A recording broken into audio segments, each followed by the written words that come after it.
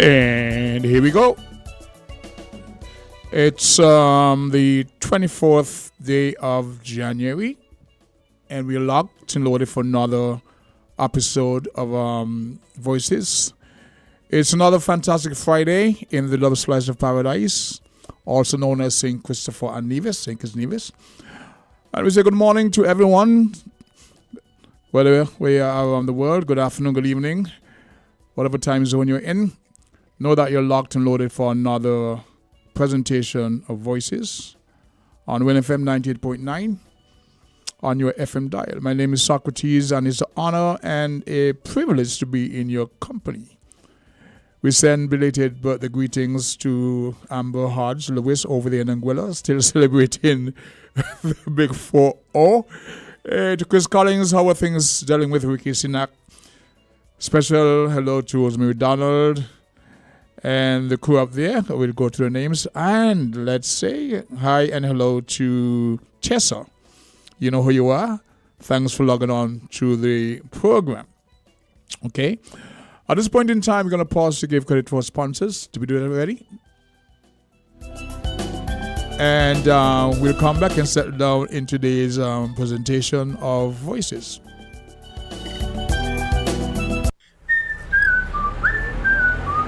What has you so happy? My home internet just got upgraded, and I didn't even have to pay for it. What? Which network you have? Flow. Now I can get the fastest fiber internet in St. Kitts and Nevis for the lowest price. Fastest internet for the lowest price? What's the catch? No catch, my friend. 100 megabits per second for just $135 a month. With Flow, you truly get the best internet experience around. Switch to Flow for the fastest fiber internet at the lowest price. Visit a Flow store today. Conditions apply. Buying your medication is easy with City Drug Store's curbside pickup. WhatsApp our certified pharmacist at 662-8769 with your requests. For prescriptions, take a clear photograph and send for review. We will engage you in dialogue and then provide a quotation and link for payment. You can then pay via TDC's online payment portal. And once the transaction is complete, you'll be notified that your pickup is ready. Yes, it's that easy. Send your WhatsApp message to 662-8769 to order your medications today with City Drug Store's curbside pickup service.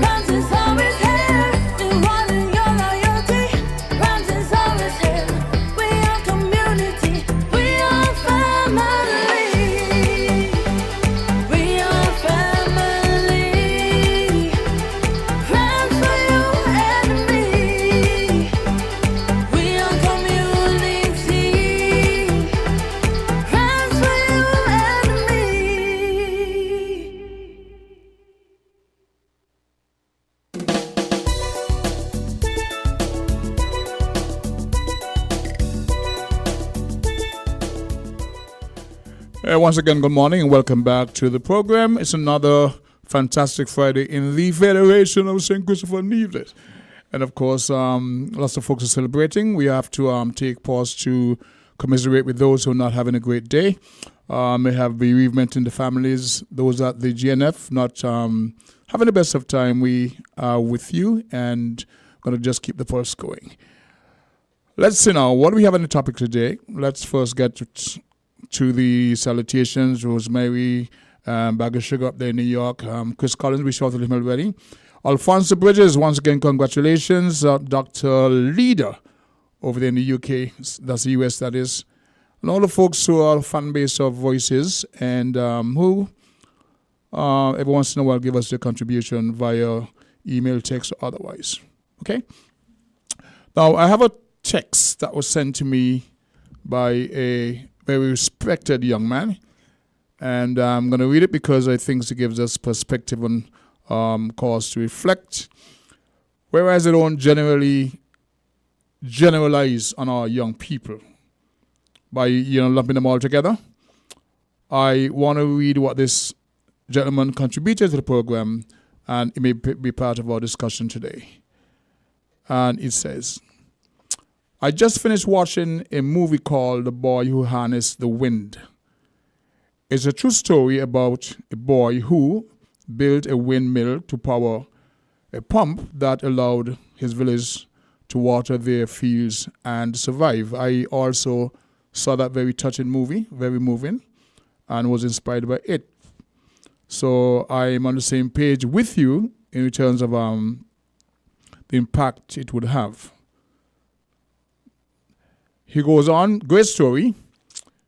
What stood out to me, though, is that in that village, to go to school was considered a privilege, and children cried when they could not.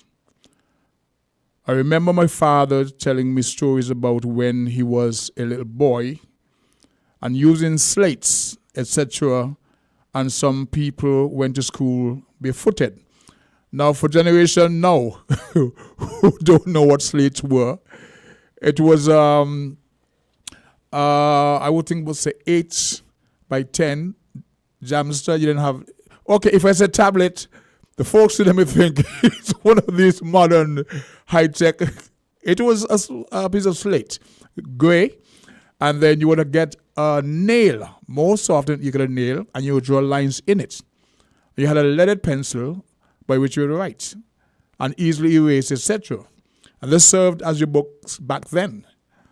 I recall one of my nieces who had the occasion to ask her father to assist her with a book. And he then told her to get some great leaf. So these were the challenges that we faced back then. And the gentleman is recounting a story told him by his father about when he was young, and folks had to depend on slates and go to school barefooted. We've come so far now. We're all access to education, but look at it here in St. Kitts. The children don't want to go to school. That's part of the problem with progress. They want to be thugs and GQ models and have people support them or just give them money, while they do all manners of nefarious acts and prostitute themselves. When we don't have anything to fight for or work towards or not know what we do not have, we squander the blessings. And he continues this. That's a topic that should be discussed on radio, the cost of progress and the degradation of society, of SK society. This brings to mind what happened between, was it 2000, 2015, or 1983 and 1995, thereabouts, when in a short span of time, households who didn't have access to telephones. You may have had 1 or 2 telephones in a village. Only the privileged then had phones in the homes. And within a 15-year period, we had young people on the street with phones in their hands, cell phones in their hands, not realizing where we had come from and so fast, and they took all that for granted. So that, to my mind, is another example of being, a victim of our own successes. So, again, not trying to lump all young people together. I do believe there's some very positively inclined young folks out there. And there's even an imbalance in terms of the folks who take advantage of the education offered them. I would say for every 10, you'll find 7 of the females advancing and excelling. It's a sad report, but I've seen over the years our young ladies are going to school. Their boyfriends actually following them as far as the school gates. If they enter, secure a proper education, and today they're in the key positions in our society. So, Mr. O'Flaherty, I do appreciate your contribution, your observation, and it's one of the topics we can have for discussions today. The lines are open. Anybody want to weigh in on that? Reminisce on anything that would impact positively and steer the program today. I'm told that on Monday there was a discussion about guns in the Federation and trying to ascribe blames to where they would come from, etc., etc. So let me see what I have on that. Okay. We send belated, okay, we covered it already. The gun industry, I think my notes got messed up. I'm trying to sort them out, give me a moment here. It's a case where Mexico actually sued the U.S. gun companies and the reaction to that. I'm trying to find the lead for that thread. But it goes on, it says more than 30 persons were murdered last year in Mexico, which has very restrictive gun laws and only one gun shop. Only one gun shop in Mexico. Okay? Let me see now. A U.S. appeal court has ruled that the $10 billion lawsuit filed by Mexico can proceed, reviving a long-running legal battle. Mexico argues that the constant flood of illegal guns across the border is a result of deliberate business practices by the gun makers. The Gun Industry Trade Association denied any wrongdoing. More than 30,000 persons were murdered last year in Mexico, which has restrictive gun laws and only one gun shop. The lawsuits were filed in 2022, and the companies named are Smith & Wesson, Glock, Beretta, Barrett, Strom, and Ruger. The court recognizes the right of other countries to sue the United States gun companies, and it also pierced the unfair legal shield that gun companies have been hiding behind. As I said, somebody told me about a discussion that was had.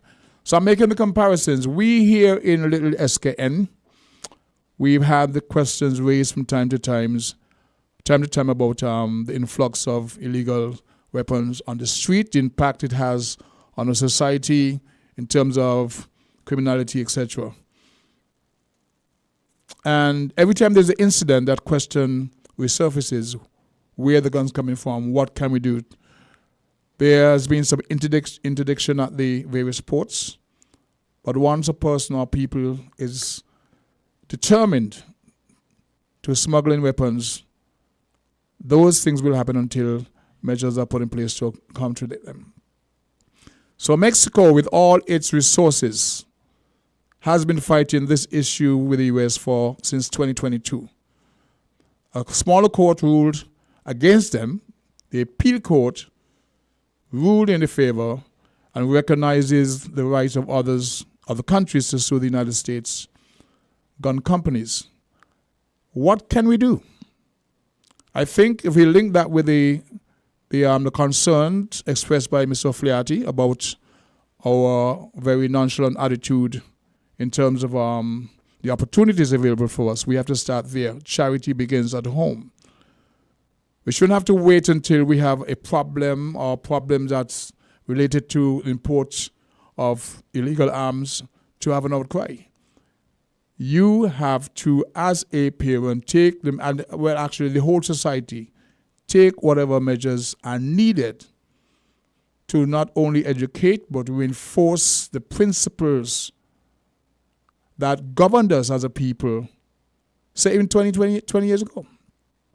We can trace back to the period when we saw the upsurge in a certain nature of crime.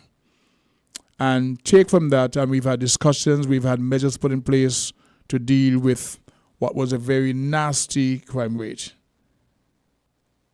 And we hear the response, guns don't kill people, people do, etc., etc. We don't need that kind of response in society. We can do a whole lot better. So, pardon. We want to get into a discussion as to how our people today can better serve themselves, serve the Federation, and not fall by the wayside because of inherent behavior that we see coming from other cultures via the television sets, right? And the person did make reference to the fact we've come so far now that we all have access to education, but look at it. Here in St. Kitts, the children don't want to go to school. And that's part of the problem with progress. 662-0989. 466-0989. The lines are open, and we can have a discussion on that topic or any other one. I want to say good morning to Sister Henry. Culture, I mentioned Bridges before. There, of course, is a young lady, Tessa, from this morning. Good morning to you once again. It's 17 minutes down past the 11 o'clock hour. Mr. Wally in the circus to you and, well, the entire taxi fraternity, good morning. I know we had a discussion about the last time I was on and the references I made, but I know we're looking forward to the epic, the Icon of the Sea. It's due to be here on the 30th. So, yes, we're looking forward to that. Today's an off day for most taxi drivers because we have a much smaller vessel in port. But from tomorrow onwards, we will have a very busy few days before we usher in February. Okay? So at this point, I'm going to pause once again. I don't want to catch jumps off guard. And give a few kind words for sponsors and be right back. WINN is 98.9. 98.9 is WIN FM. TDC Financial Services. We're here for you to help you make your dreams come true. Whether your needs are big or small, we'll support you with them all. TDC Financial Services. We are strong. TDC Financial Services. This is where you belong. TDC Financial Services, where money is made easy. Hey kids, drink healthy! Reduce sugar chubby with the same great taste. Lots of magic fruity flavors, drink from more healthy way. It tastes so yummy, chubby, chubby, chubby. 25% less sugar chubby. Be active, be healthy, drink lots of chubby. Kicking, football, playing cricket, having fun in the sun. It's chubby. Reduced sugar chubby keeps you cool and refreshed. It tastes so yummy, chubby, chubby, chubby. 25% less sugar chubby. Jumping rope, running races, have fun. It tastes so yummy, chubby. Drink the more healthy way! What has you so happy? My home internet just got upgraded, and I didn't even have to pay for it. What? Which network you have? Flow! Now I can get the fastest fiber internet in St. Kitts and Nevis for the lowest price. Fastest internet for the lowest price? What's the catch? No catch, my friend. 100 megabits per second for just $135 a month. With Flow, you truly get the best internet experience around. Switch to Flow for the fastest fiber internet at the lowest price. Visit a Flow store today. Conditions apply.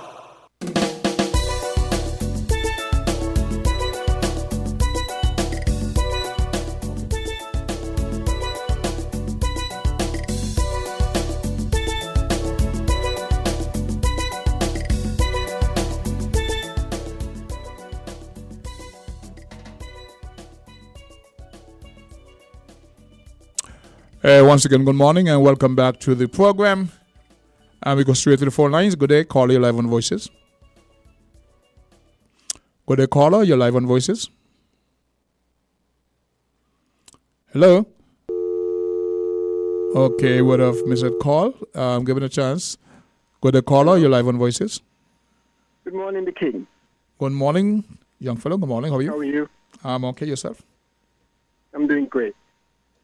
The King, we have a topic in the air that we are discussing about the killing.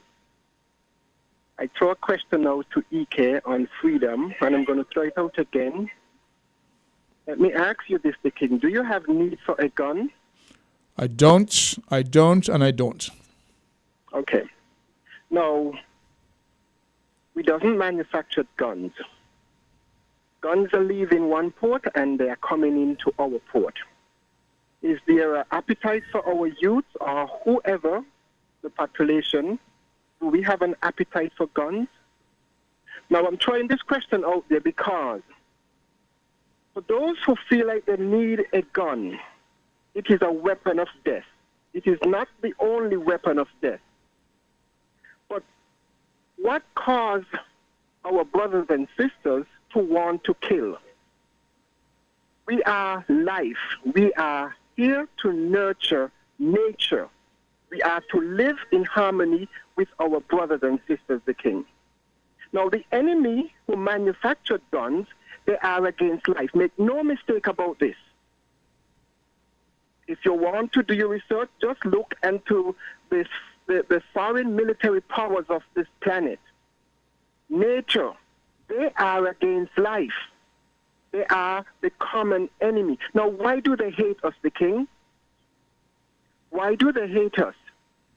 Is it our melanin? Why do they hate us? Is it our energy that we absorb from the sun? Because they have to put lotion when they are in the basking in our sun, the king. Now, what is it they know about us that we don't know about ourselves? Because everything that they're giving us, it's a lie. And we swallowed it wholesale, the king. Follow me on this. Because the king, life is eternal. Life is everlasting. We were taken away from being in harmony with nature. We were a collective. And you know, when I said they, I'm referring to the atrocities and the genocide that was committed upon our ancestors, the king. This thing is not a surface thing, the king. It is deep. And we need to get connected back to the source. What is the source? The earth is the embodiment of creation. We have 4 intelligent, highly elements: earth, wind, water, fire, the sun. There's no polarity with these elements, the king. They are loving, kind, gentle, and they are in harmony with humanity. These are the things, the element that we were taken away from. In the scriptures, they tell us that we have forsaken our creator. The totality of creation, the king, is to reprocreate. Can you picture, as it was in the beginning, the king, that we were in harmony with everything, the carnivores, the lions, the wolves, and they wasn't tearing us apart? So when they bring this thing in the scripture, let me say this to the listening public, the king.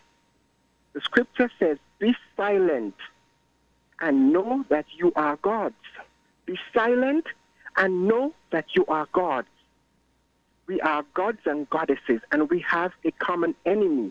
Polarity is in religion that gives us good and bad, up and down, black and white, love and hate. But we are not of hate, because I don't hate them, the king. All that they have given us and all that we are craving by going on to everything that is European, it is against us. Because they know who we are and they know what they lack. And it's a fact. And until we wake up, the king, you will not realize your reality is your realization. Today, the earth has transitioned. I'm going to finish now, the king. The earth has transitioned, and there are principal steps to be a part of the new earth. You have to let go of ego, hate, greed, grudge, envy. That's why I said those who have an appetite for weapons of death, they have become like them, and that is why we are killing ourselves today. And it's not just the appetite for wanting to have a gun. I am of life. Why do I want to take life? Why would I want to take a life? We are life everlasting. We are here to live in harmony with each other and with nature. But we have fallen from what was in the beginning. King, I'm at work right now, and I've stated already that, my boss allowed me to make it early. Okay, very generous. Appreciate that. So, yeah, if I get to, I'll try and call back in. But thank you for hearing me. Thank you very much for your contribution. Was it another caller? Okay. The last caller asked me if I have need for a gun, and I answered no. And he postulated that more like it's a we versus them, a race issue. And to some extent, guns has been used in manners to dominate, subjugate, and actually eradicate certain races from the face of the earth. But I think it's much, much bigger than that in today's context, because those same guns are used against nations of their own ilk. So it goes beyond a black and white issue. We go back to the early 1500s when the dominant Europeans came through here with their superior weaponry and committed genocides at a scale that's still reverberating throughout the world. Let's see this call, see what they have on mind. Good day, caller 11 Voices. Hi, the King. Good morning. Good day. Good morning. Welcome to the program. How are you today? All is well, sir. All is well. All right. You have a day off. Have a day off. That's why I'm here, so to speak. We have a day off. We have a day off. We have a day off. Myself included. Okay. What's up? And from time to time, rightly so.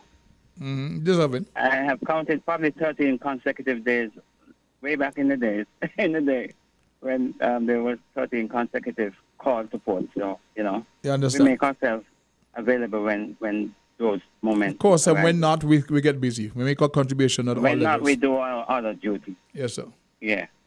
Yeah. Permission to speak, sir? Most definitely.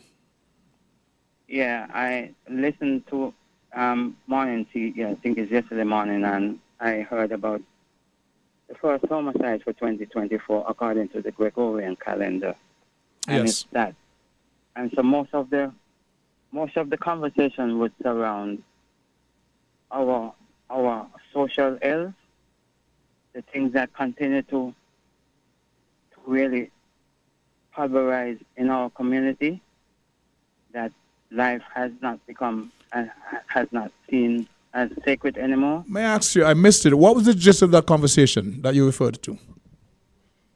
Well, I think there was a meeting the Monday. There was a conversation the Monday on the morning island tea. But yesterday, it probably evaded the guest, the host rather, because this incident probably occurred Sunday evening or so forth. Based on So my it recollection? would have been already in the news. Mm-hmm. It was already newsworthy. That it was probably an oversight by the host, Okay. not to disclose the information the Monday on Morning Island Tea. And I did not hear the news, but I heard that there was a search at certain residences or residents, and certain ammunitions were discovered. Okay. So that continued to really evade us, in terms of our social ill and getting rid of it. What The I'm blame trying to can be get, dispensed. was this just the same old conversation that happens every time there's a similar incident? Was it the same old shop talk? Of course, families They are... didn't go into depth, but they disclosed the information. I wasn't privy to that information before. So while Right. listening to the Morning Island Tea, I heard about that news, that sad news. Because we tend to table the same old sentiments every single time. Not that we should not be concerned, but if we keep talking about the problem, it's not solution driven. Aggressively get solutions. You cannot be everywhere at all the time. The police cannot be everywhere, etc. But there are persons involved who know things, who think it's best to see and don't see. There are people who can tell you exactly what happened, what transpired, what's going to happen, because they know there's a whole culture, call it a subculture, of a nation out there that delve in those things. And when something happens like that, that embarrasses the whole nation, and there's another death, we come back and we talk the same thing over and over again. That's what I'm trying to get. What was the gist of that conversation? I understand where you're coming from. But they did not go into depth. Depth. There wasn't in depth about it as just to say, well, there was a homicide, the first one for 2020. Okay. But the king, my approach, I have already said it the other day, where I have said it plain on radio that I am willing to contribute to helping to eradicate, because where we are at is not the starting point. For me to reverse and reverse the clock, I cannot turn the hands of the clock back. But I can contribute, whereas a lot of our youth, they are, quote-unquote, being educated without certain fabric of that education. It's not a part of the curriculum. So miseducated. And it needs to be a part of They're being miseducated. Curriculum. Pardon me? You see, academics is the one thing, Academics is one thing, right? But education is another. We are not being educated in a holistic way. And the vast part of the human entity, we are not being told about who we are. Social responsibility, morality, etc. They just gloss over. Yes. And so it has to be it has to be a holistic approach. That is a part of. You imagine Moses went to school in Egypt for 40 years, or maybe he did not go to school in Egypt for 40 years, but Moses went to school in Egypt for a duration of time. Okay. I said the word Moses because some people think that these biblical figures wasn't educated. There was, because the Bible says, and Moses was learning all the wisdom of the Egyptians. I'm saying that to say that Moses had a whole holistic education, apart from knowing the sciences and knowing the technologies of those days. Moses knew about himself. Moses knew why he was put here, maybe to lead a people, according to the narrative of the Exodus. So he knew growing up he was called to do that, but the time did not come for him to take that leadership to another level, which he eventually did, according to the narrative. So are you saying that the time is... Moses is not a one-off. Moses is not a one-off. Are you saying that the time is fast? To every human being. Are you saying that the time is fast narrative, approaching for you to assume a mantle of leadership? I am. I know I was born to lead. So my leadership qualities, I want to utilize it. And I know I have the leadership qualities to influence and to steer people on a different path. So what do you need? What kind of support? What kind of support mechanism do you need? Well, my support mechanism is not to dismantle the system, the educational foundation. The platform has already been laid. It's just to build on it by exposing our youth, especially our youth and others, but more so our youth, to a much better path, a path that has not been exposed to, but it is available, it is there. And how do you go about it? Pardon me? How would you go about it? I have my own way of going about it. I may not be able to disclose everything here in a conversation of this nature, but I have my way of going about it. I meditate, I think about it, and the path that I have taken is a part of it. It's not an indoctrination. It's about bringing you to the logic of your day, of your reality, bringing you to the logic of the reality and seeing things totally different as opposed to just the education that they give us or the indoctrination, rather, that give us. Learn about the sciences, learn about certain other things, and learn about the 10 Commandments. So you have put aside 32 other commandments because it was 42, and we only utilize 10 out of the 42 admonitions. And those admonitions, if we are exposed to the other 32, it is lopsided. We only know about 10. Don't you think the other 32 have what it takes, the wherewithal to really help us? Of course, we are discarding the majority of the commandments, and we are only holding on to 30 to 10. After all, from the time those 10 has been taught till now, they has lived out their usefulness. So let us tap into the source of the other 32 commandments, and that will suffice to really put us on the path that we are to be on as a human entity. Okay, the king. As for weapons and ammunitions and all of that, in the modern history, in the modern narrative, they say it's China is where the gunpowder was developed. I beg to differ. It wasn't China. Other culture knew about the gunpowder, but they did not use it in weapon of mass destruction. They utilize it as like a ritual.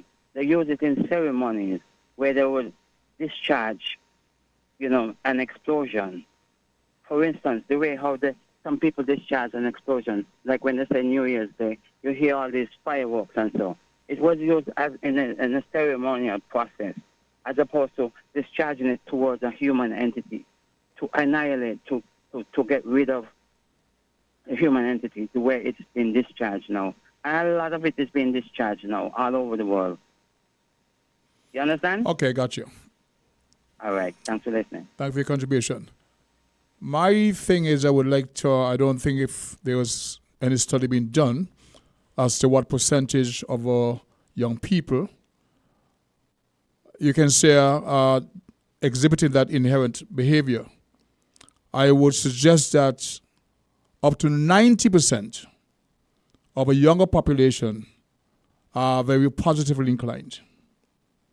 When we look at the results from school exams and certain achievements, the percentage of our young folks who are entering their own businesses, young entrepreneurs, etc., that's very, very encouraging.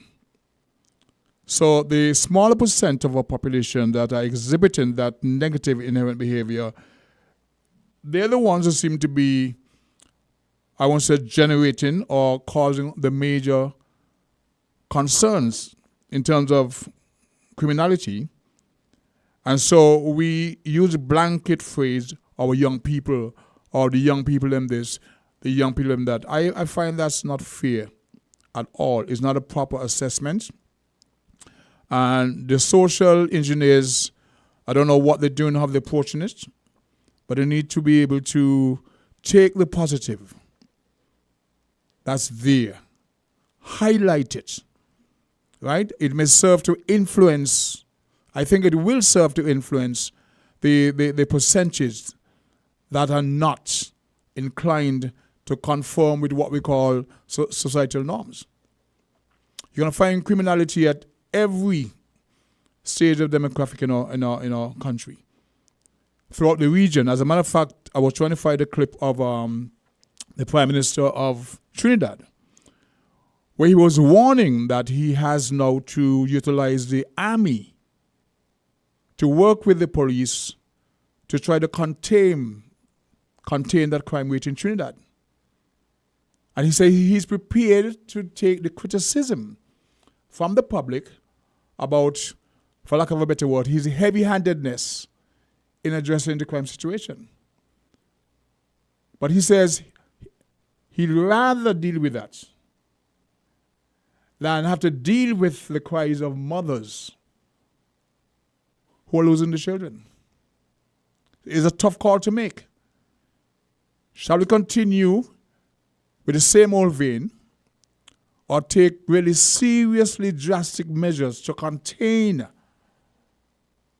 the crime rate, the criminality that's actually damaging the reputation of the country, to the point they're making comparisons to Jamaica, etc., So he's prepared to put the military on the street and deal with the fallout in terms of the report and the criticism from the public at large, than have to endure the pains of another mother or young mothers mourning the loss of the children. I think that's a very tough spot to be in, but it's the reality of what some places are facing. I am hoping that we can never, ever arrive to such a state where that's the choice that we have to make in St. Kitts and Nevis. We pause now for another few kind words from our sponsors, and we'll be right back.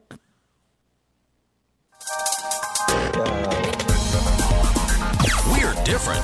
We're 98.9. 98.9. Win FM. Mustn't forget the bop. I see you like bop too. If I'm cleaning the garage, I need bop. One bop for the home and one for the office. Bop insecticide, preferred for its proven performance. Bop's fast-acting, long-lasting. Bop stops both flying and crawling insects. Get serious. Get Bop. Like us on Facebook, www.facebook.com/ramsupermarket. Follow us on Twitter, www.twitter.com/ramsupermarket. And subscribe to us on YouTube, www.youtube.com/ramsupermarket. What has you so happy? My home internet just got upgraded, and I didn't even have to pay for it. What? Which network you have? Flow! Now I can get the fastest fiber internet in St. Kitts and Nevis for the lowest price. Fastest internet for the lowest price? What's the catch? No catch, my friend. 100 megabits per second for just $135 a month. With Flow, you truly get the best internet experience around. Switch to Flow for the fastest fiber internet at the lowest price. Visit a Flow store today. Conditions apply.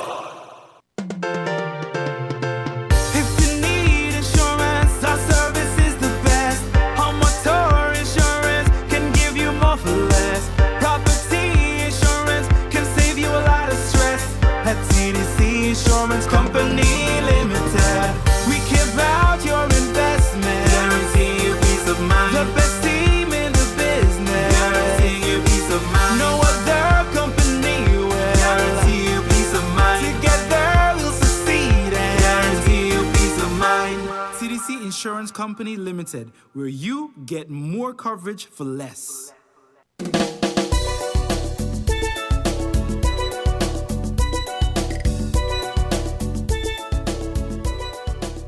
Okay, welcome back to the program. If there are no calls at the moment, I'll pivot to a topic that may be of interest to a lot of folks. This morning I had a discussion with a young lady, and she said that she had heard me mention some time ago during one of the programs about the use of noonie juice as not a cure, but how it affected a toothache, how it's good for toothache. And so she called, and I got sort of sidetracked. So I let her know that I'll be speaking about it again, and I hope that she's listening.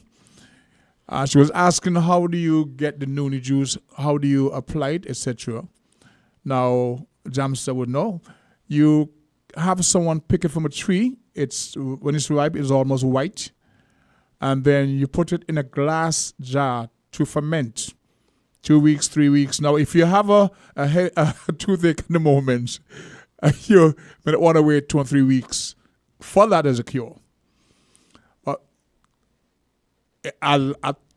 yes, and I found out by accident because during COVID, I was struggling with a toothache, and I couldn't get to a dentist. And so one night I woke up and I realized, hey, where's the toothache? It's gone. And then it clicked, well, you've been drinking this noonie juice for some time. And I went online to research. And one of the first things that popped out at me, is effectiveness in addressing toothaches. And so I mentioned some time ago, and this young lady who is now troubling with a toothache, based on what she said to me, wants to know, how do you boil it? Do you eat it? No, you allow it to ferment. And there are persons who sells it. I think up in Needmas Yard, there's a lady who sells. There's a Rastaman I know around the corner there by the park who sells.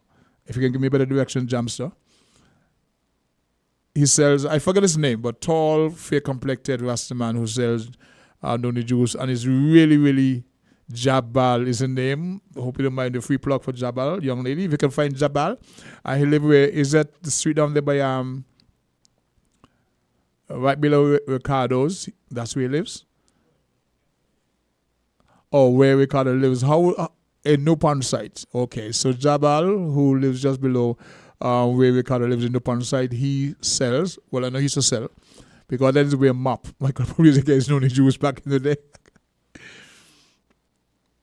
Okay, well, Yeah, she can ask around if you were listening, and it's very, very effective as a cure for toothache because it's a nervous issue.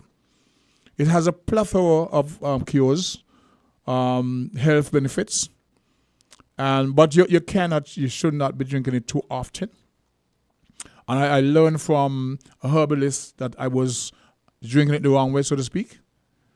I used to drink like a little thimble, a shot glass of it, like each morning. They said, no, you need to dilute it because it's in its highest concentrated form. So, Jam saying it, you need to hold 2 tablespoons. Yeah, okay, he says to dilute it in water. So I've been doing that. And of course, people want to know, well, how come my hair is not going back? You made the hair go back. Jam, see you funny. Chris Collins, what's happening up there with you? We're talking about noni juice. I think that's one of your favorite topic. Let me see. Okay, I have a response here from Rosemary up in New York.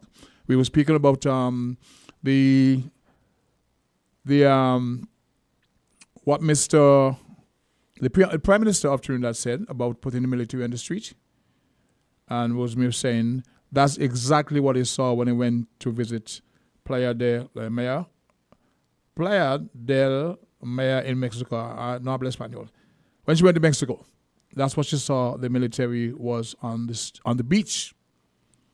It's a sad thing to you're on vacation, you're on the beach, and you find amongst the fun seekers on the beach is the military. And that is when you have to protect an industry because Mexico depends very heavily on tourism, especially from the U.S. We've heard about kidnapping incidents and people disappearing over there, and so you find the government now has to put that heavy hand of the military out there in high presence, high visibility to deter crime. And that is what Mr. Rowley is dealing with in Trinidad. And I'm saying I hope we don't form the fool and come to that. Apart from the fact that we have to protect this very fragile tourism industry, our people's lives are at stake. And there will be surges and flow and ebbs in crime anywhere in the world. We want to know that here in St. Kitts, we have the mindset, a responsible mindset, because we speak about the young people. The young people are the leaders of today and tomorrow. And I believe in them. I think they're more positively inclined than anything else, but that small percentage that we have yet to reach. I don't want to say yet to reach, because you reach people, it takes a while, but that cycle of once you join a gang, they're saying you can't get out. We need to get beyond that mentality because that's a gun culture that I won't say was introduced, but we adopt by what we see. We see on television, we see on the movies, etc., and we adopt. We go to the phone lines, we go to the caller, live on Voices. With respect, sir. How about thou? I am well, once you are well. Respect that. That's the ancient order. Okay. You know, we don't really like to hear them sound there. With the killing thing about tourists and tourist industry. And because listen to me, man. Only for killing going in Jamaica, you know. Yet white people cock up there. What's here? You when last you hear about a tourist, when the last time I hear said tourists get shot down in Jamaica. Make your point. The point I am making is people not do tourists nothing. People not do tourists nothing. So we not for go there. We not for they call it goat mouth. We not for go there.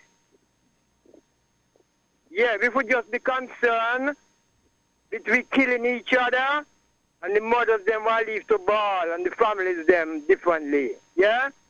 Correct. Stop tourist industry and everything. People not the tourists nothing. Not a thing.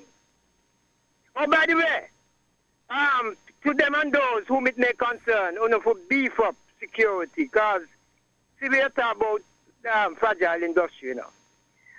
Beef up security down at the trail what takes you to right there, Mount Liamiga. Yes. that trail there needs security from down the foot. It's one way in, one way out. But did you From down just the say foot, that people don't do towards anything? no, hold on, man. But we no still not talk about fragile industry. So me a deal with what me a deal with, and me still a deal with you know. Me still a deal with you. You understand? You balance the thing. I'm listening. So, we are said, I'm listening. Yeah, we are said to, no, we don't want you only saying, pass on the word. Security need to beef up down there. From the entrance, Mm-hmm. we got the plantation down there. We get a whole heap. We get a whole heap of land for parking right up by the gate. Yeah, they said no farmer never do that here. Well, we do it. We get a whole heap of land to the front there by the roadside for parking. All this collision what we hear about the other day, the man running to what would that happen? Oh, what they call the people an environment. Yes. Yeah, and parks and beaches or whoever it may concern, please clean up the piece of land that Mr. Freeman gave up to the top there, right? To take it to the parking. Are we still online? Of course, you're live and direct, yes. Please to keep that parking area clean. Give it. We give it from the farm for parking to end the confusion because we're not going up and parking point to the egg people in place and blah, blah, boom, boom. We give a big piece of the land for parking. We are asking all whom it may concern to keep that piece of land that we give clean. No bush. Make it turn like a nice little grass lawn, area, yes. a Okay. nice little lawn. Mm-hmm. All right? Enough said. With Blessed respect. love. Okay. Thanks for your contribution, of course, Elder X. Now, some people may get the impression I was trying to say that we have to go the extra mile because we have to protect the tourists. I wasn't saying that at all.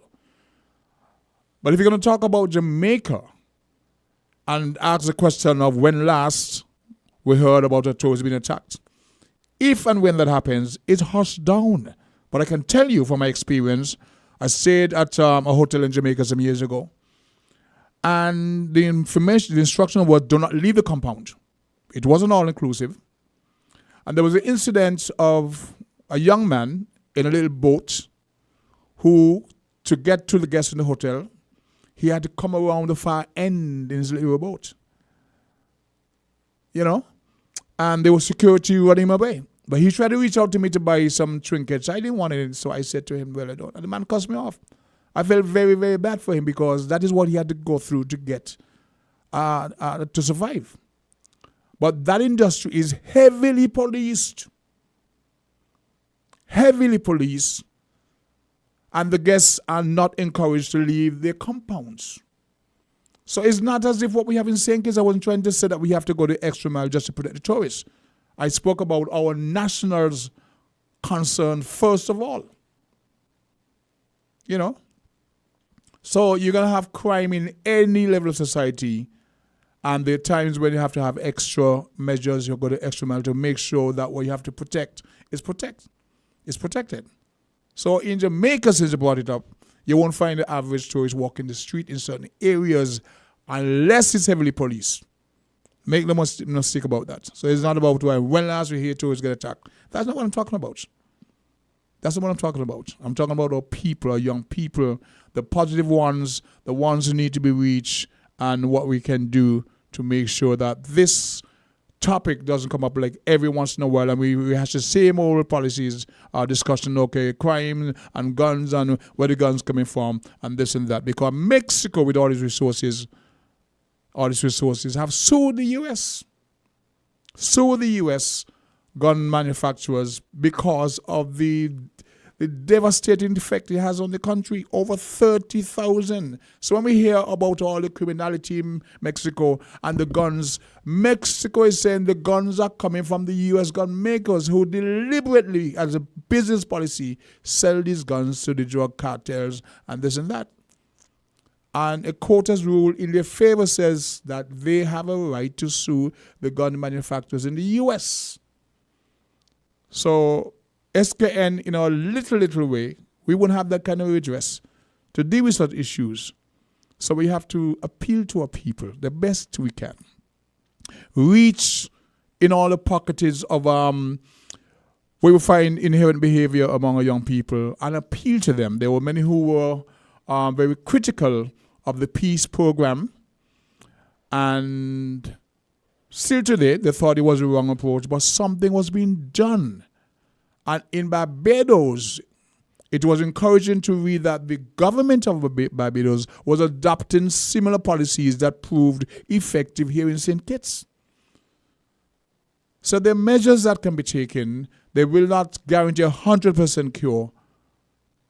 And I do believe the folks in the authorities are trying their best. But it shouldn't be that ever so often we come back and we have the same discussion, or young people in crime. It's very disheartening, and I know we can do a whole lot better as a society on a whole. Nobody encourages young people to drop out of school. The education, as Mr. Flaherty pointed out, is free. And a lot of young folks don't take advantage of that. And in countries where it's seen as a privilege, a lot of folks don't have access, but they try. And if we here in St. Kitts, Nevis, want to take it for granted and so on, everything has consequences. But it starts with us, because we live in a society today where opportunities abound. You just have to prepare yourself, apply yourselves. And you may not have the support of your family or your friends, that your circle you hang out with. You have to know what's good for you, what works for you, because you cannot continue down this road. It has a bitter end, very bitter end. So parents, guardians, loved ones, people who claim to be friends of these persons, it's part of your responsibility, whether you see it or not, to say, hey, fellow, or young lady, this is not the best approach. Why not try this? There'll be some pushback, and all that, but try your best to reach each one. Let's take this call. Good day, call 11 voices. Good morning. Sister Henry, how about that? 2 minutes to 12, but let's see what you have to say. 2 minutes to 12, man, I could call back up. But anyway, I would let's say I lived in Jamaica for 2 years. Mm-hmm. And I listened to RJR on my tuning. Visitors are advised not to leave the place. Stay down Ocho Rios. Stay down the grill. That's where it was. Not only that, it is almost a death sentence, For the small... is robbed in Kingston, mm-hmm. the security guard showed you. I know. I mean, a girl told me, one of our people, right? Mm-hmm. She went in Harper Tree. And then she heard a shot. Some one of them go and pull off a tourist chain. Mm-hmm. He just come around the corner and shoot him. Yes. So they just send clear messages.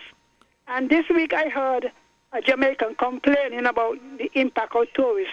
And they were complaining how they tell the tourists them don't leave Negril and so. It's a fact. Yes, I mean, they will kill you on the spot, A Jamaican told me. Because they're protecting the industry. A Jamaican told me he had taken his wife to a vacation in Jamaica. While on the beach, somebody snatched a purse or whatever, and they were running up the beach. The security guard, very nonchalant, just took his gun, aimed, and killed him. I'm telling you this. And the jeep just came, they took him like a piece of meat in the back of the thing and just drove off. He said he left Jamaica the next day. That is the message in Jamaica. Right. So the question from X is, when last we tourists get killed, they protect that with tooth and nail, and they will kill you. I tell you, they don't even say, well, call the police, they'll lock you up. All right then, I'll call back later. Okay, thanks for your contribution. I'm looking forward to hearing from you later on. Let's hear what... Yeah. Okay. Mr. Flaherty says, many people think martial law is needed, but take for granted just how serious things are when... let me see now. Okay, come on. I missed what it was said, and we just about out of time, so we'll have to recap that at the end of the day. Okay. Many people think that martial law is needed, but take for granted... But take for granted just how serious things are when that happens, and just how much control they don't have over their own lives when it is instituted. And that is why Mr. Rowley says he'd rather deal with the complaints from the public at large as how restrictive the freedom becomes, rather than deal with parents who are crying over the loss of the children. On that note, we pause for the Win FM's Midday Newscast, and we'll be right back after. You found the sound. 98.9. Win FM. We now bring you the headline news. The headline news is brought to you by Caribbean Alliance, The Grange, and Carib Brewery.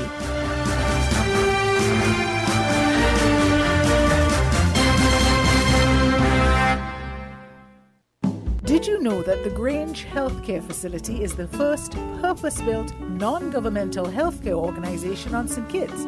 It's situated at Otley's, 7 miles east of Basseterre in beautifully landscaped surroundings. The Grange has a team of highly trained professionals and provides care that's rated as being comparable with UK and North American standards. The Grange offers varied accommodations to suit your individual needs, and our all-inclusive packages make the cost of care per hour the most competitive on the island. Services include convalescent care for all ages, daycare facilities for older adults, rehabilitation services, and training and continuing education for healthcare providers. For more information, call 466-5525 or 465-8020. Fax 466-8221 or email thegrangehealth@gmail.com or visit our website at www.grangehealthcarefacility.com. Maybe it's the way the brilliant gold liquid reflects our sunshine, or how the bright blue of its label mirrors the clear Caribbean skies overhead. Maybe it's the fresh, crisp taste of this beastly cold beer on a scorching hot day. Maybe it's even the way it brings us all together. But one thing is for sure, Carib is very much a part of who we are wherever we're from in the Caribbean. Carib. It's the way we play. Drink responsibly. When it comes to the important things in life, your health, your education, your choice of a life partner, and of course your insurance provider, only the best will do. Caribbean Alliance Insurance is the only insurance company in the Eastern Caribbean with an A excellent rating. We have a robust 3-tier reinsurance strategy that protects our policyholders from multiple catastrophes, even if they occur in quick succession. We spread our risks over 18 territories, ensuring minimal impact to individual territories when a disaster strikes. We provide an excellent claims experience. Claim settlement is usually between 24 to 48 hours. Our A excellent rating means that you are more secure with us. Contact us for motor, property, marine, public liability, employer's liability, and other policies. Delisle Walwyn, people you can trust. Local agent for Caribbean Alliance Insurance. Tomorrow secured. With the Win FM Midday News, I am Kevon Brown. And I am Yolana Weeks. Our top stories. Premier Brantley discusses regional integration and how it affects employment. Mr. Paul D. Woods advocates for national hero status for George Washington Archibald. In Guyana, stiffer penalties for illegal firearms coming in light of gun violence in the country. Internationally, the U.S. military launched new strikes against Iran-backed groups in Iraq and Houthi anti-ship missiles in Yemen. Now the details.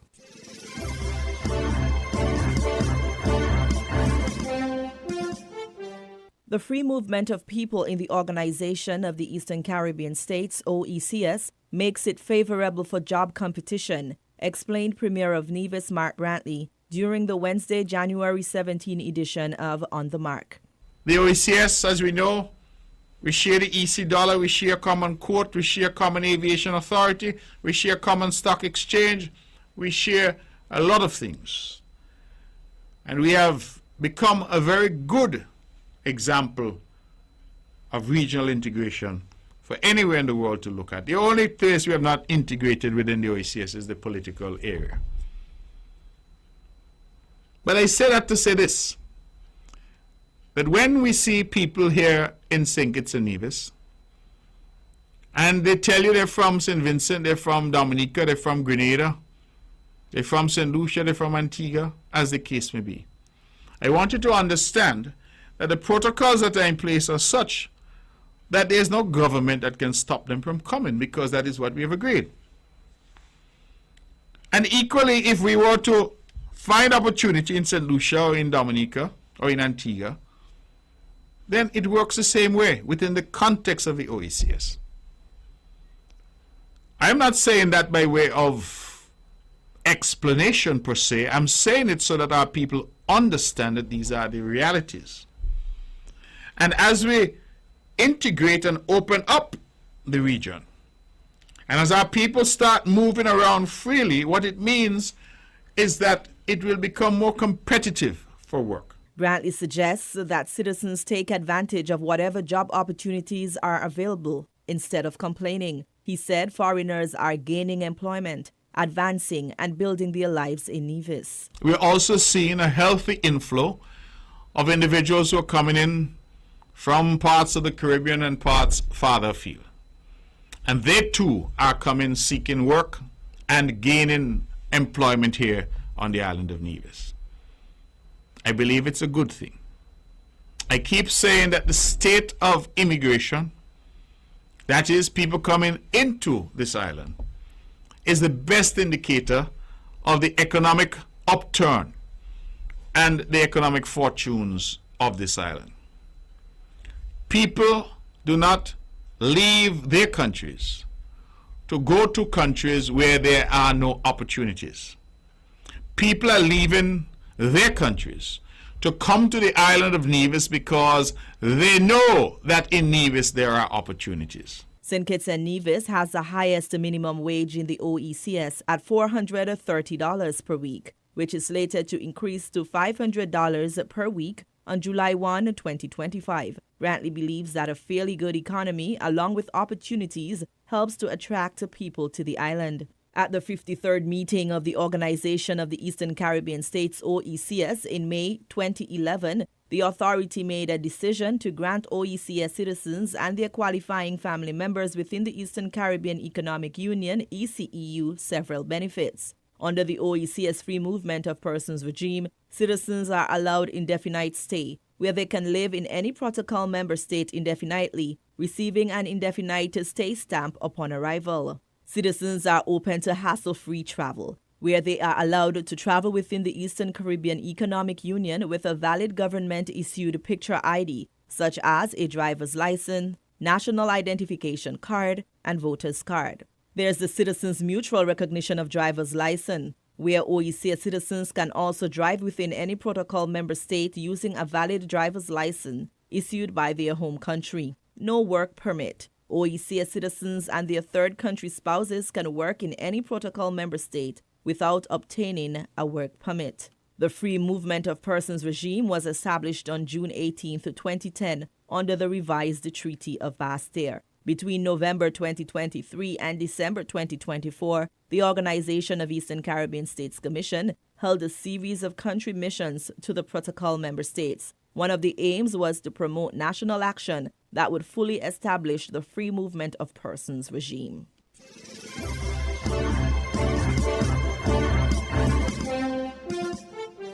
Should Mr. George Washington Archibald be bestowed with the honor of National Hero in St. Kitts and Nevis? A son of the soil, Mr. Paul D. Woods believes that Washington Archibald's contribution to St. Kitts and Nevis should be cemented for generations to come by making him a national hero. Woods noted, quote, "Pen can never do justice to the enormity of the achievements of Washington Archibald. He was a true patriot who loved this nation and gave everything for it. His political insights awakened the conscience of the nation. He was a champion of democracy and an indefatigable servant of his people. With his gifted brilliance, George Washington Archibald could have traveled the world and developed countless countries, but instead, he decided to give his life's work to his own people. I doubt that there will be anyone who would argue against the towering contribution of George Washington Archibald to the nation of St. Kitts and Nevis. A grateful nation can do no less than endow this illustrious son with the monumental honor of national hero."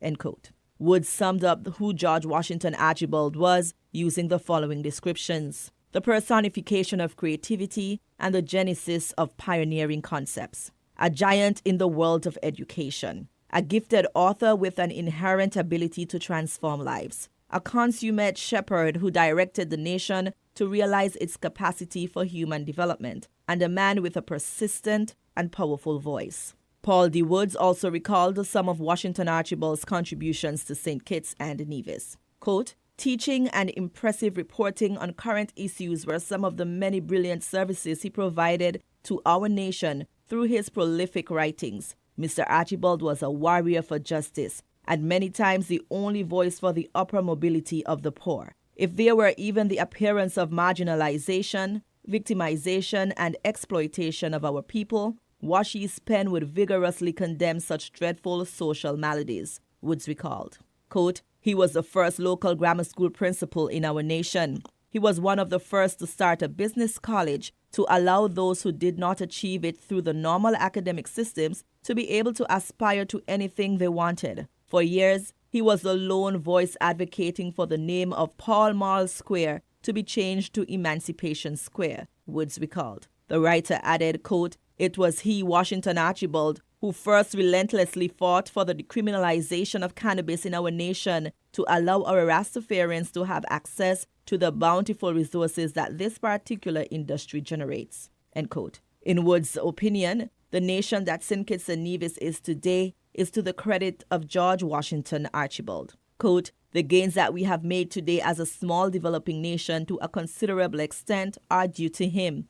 Each decade, he perpetuated the notion of moving away from the sugar industry to a more diversified and sophisticated economy. Because of his efforts, today our nation is one of the most vibrant economies in the Caribbean region, Woods noted. The national heroes to date are Sir Robert Llewellyn Bradshaw, Sir Caleb Azariah Paul Southwell, Sir Joseph Nathaniel France, Sir Simeon Daniel, and Sir Kennedy Simmons, all of whom were former politicians and parliamentarians in St. Kitts and Nevis.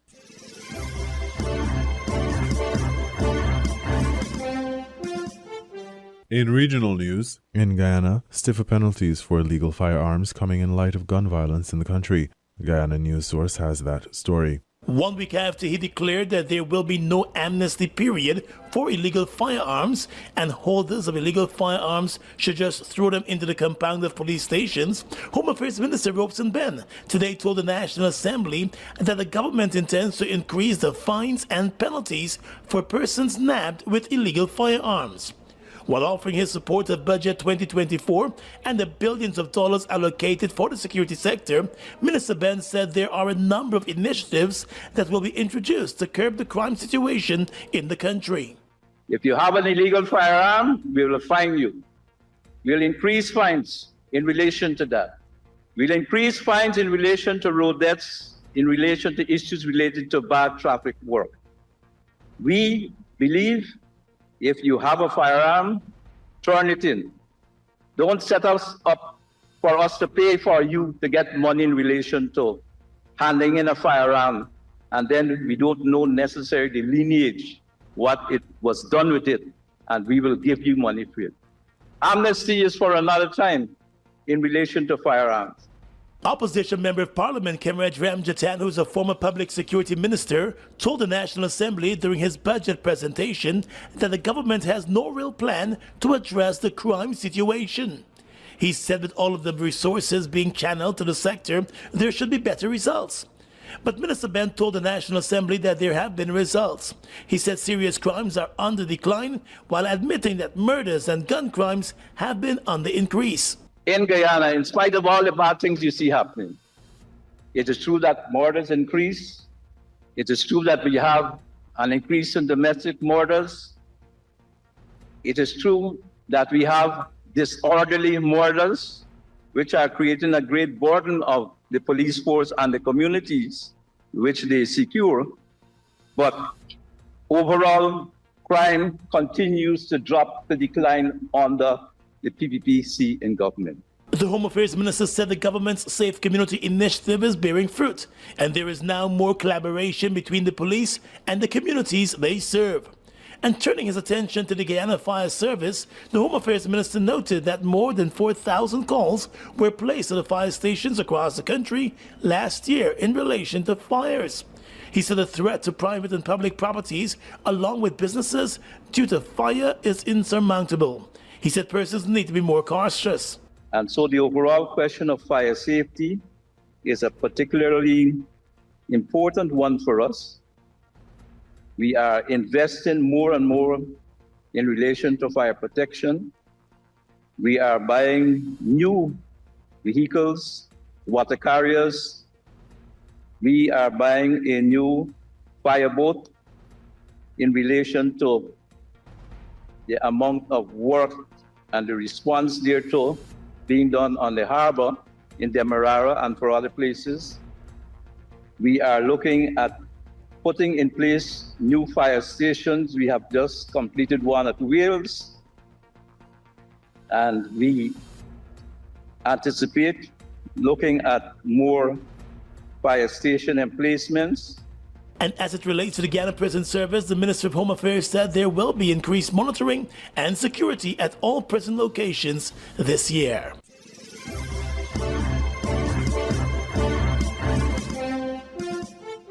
We now bring you these international reports. The Iraqi government has condemned US airstrikes on military positions in the country. The Prime Minister says Washington's actions undermine years of collaboration between the two nations. The attacks on 3 sites in western Iraq were associated with Kataib Hezbollah, an Iran-supported armed group. 2 people were killed. The US says the strikes were a retaliation for missile attacks on American troops and coalition personnel in Iraq and Syria. Well, for more on this, let's bring in Ali Ambori, a political analyst and civil society coordinator. He joins us from Baghdad. Thank you very much for joining us here on Al Jazeera. First of all, can we start with the US strikes in Iraq? Can you just give us a little bit of context about these militias and their involvement in the region? Who are they and why are they backed by Iran? Well, these militias has been working in Iraq for a long time. They are part of the popular mobilization, and they have participated in defeating Daesh during their invasion in the northern part of Iraq. And they are backed by Iran, like many other militias, for a long time. The United States has said that these strikes are in response to an attack on its bases in Iraq and in Syria.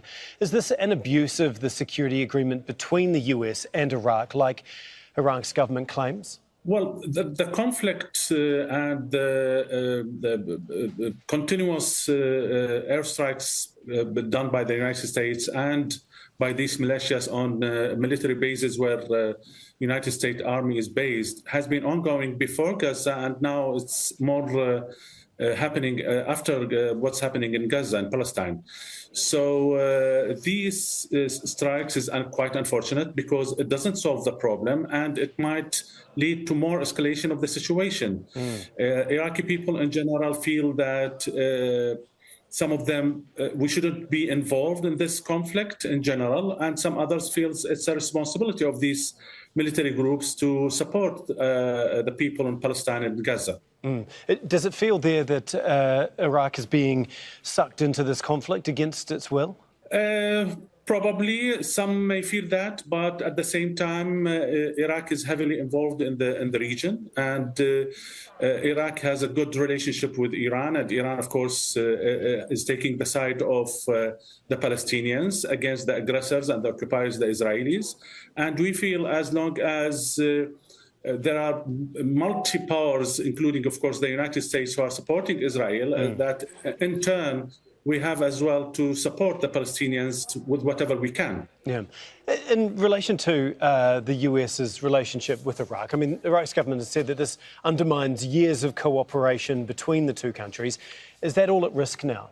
Absolutely. And just a few weeks ago, the Prime Minister has called for the American troops to leave the country, and that we are no longer in need for the support of the American troops or the American consultants, military consultants. And this is quite unfortunate because eventually it's important to have a normal relationship with the United States, but at the same time, United States should realize the situation in the Middle East. And in order to have peace and prosperity for the people of the Middle East, we have to solve the root causes, which is happening all around us, whether in Palestine, whether in Syria, whether in Yemen. And as long as this is ongoing, of course, the normal relationship with the United States will be much affected.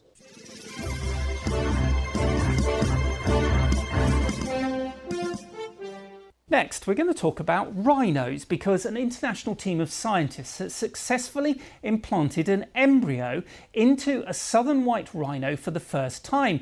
They hope the technique can be used to save the northern white rhino, which is technically extinct because the only two female remaining rhinos can no longer carry a pregnancy due to their age or health. Well, let's go to Berlin where we can speak to Jan Stagetal, coordinator of the Rescue Project, an international consortium which is trying to save the species. So thank you very much for joining us. I have to say that I hadn't heard until today about rhino IVF. So tell us, what have you done? Good morning. Thank you very much for the invitation. There are two last northern white rhinos in the world and they can't conceive. So actually, if we want to breed them, we had to prepare a few steps. The first step was to learn how to collect eggs from females. Then we had to learn how to make an embryo. And now, it took us about 5 years, we learned how to implant an embryo into a surrogate mother. So this is, if I put it in short, there are 4 major steps how to achieve a new northern white rhino to be born. And this was the last but one step. And it allows us, because, southern white rhino, there are more of them, much more of them than northern white rhinos. So southern white rhino genetic material is much more available. So every step that we do, we first always do with southern white rhino, and only then we turn to northern white rhino genetic material because it's much more rare. So now we are in a moment where we can turn into trying to implant an embryo of a pure northern white rhino to a surrogate mother of a southern white rhino. And if this works, then in a, let's say, foreseeable future, but we have to bear in mind that the pregnancy in rhino is 16 months. But let's say that in a foreseeable future, we could see a new northern white rhino baby to be born. Wow, that is amazing. How do you go about doing the IVF? Well, it's a very delicate thing. What we have to do is that we collect eggs from the last females that are now in Kenya. We have to the same day, overnight, transport them to a laboratory in Italy. Then they are matured, they get fertilized, and if everything goes well, then after approximately 10 days, they are frozen. So this is how we keep embryos, we keep them frozen. And then we have to come back to Kenya, where we have a specific setting for surrogate mothers, because the very important thing is to recognize when the females is in estrus. So when we have an indication that is the right time, then we have to come back with these embryos back to Kenya, and in a semi-wild conditions, and in the, let's say, field lab that we have to build just there, in the site, we implant an embryo into uterus of a surrogate mother. And then after some time, we have to check whether it really implanted and whether the pregnancy was established. Okay, well, we wish you the best of luck. Fingers crossed that it can help save the species. Thank you very much for joining us.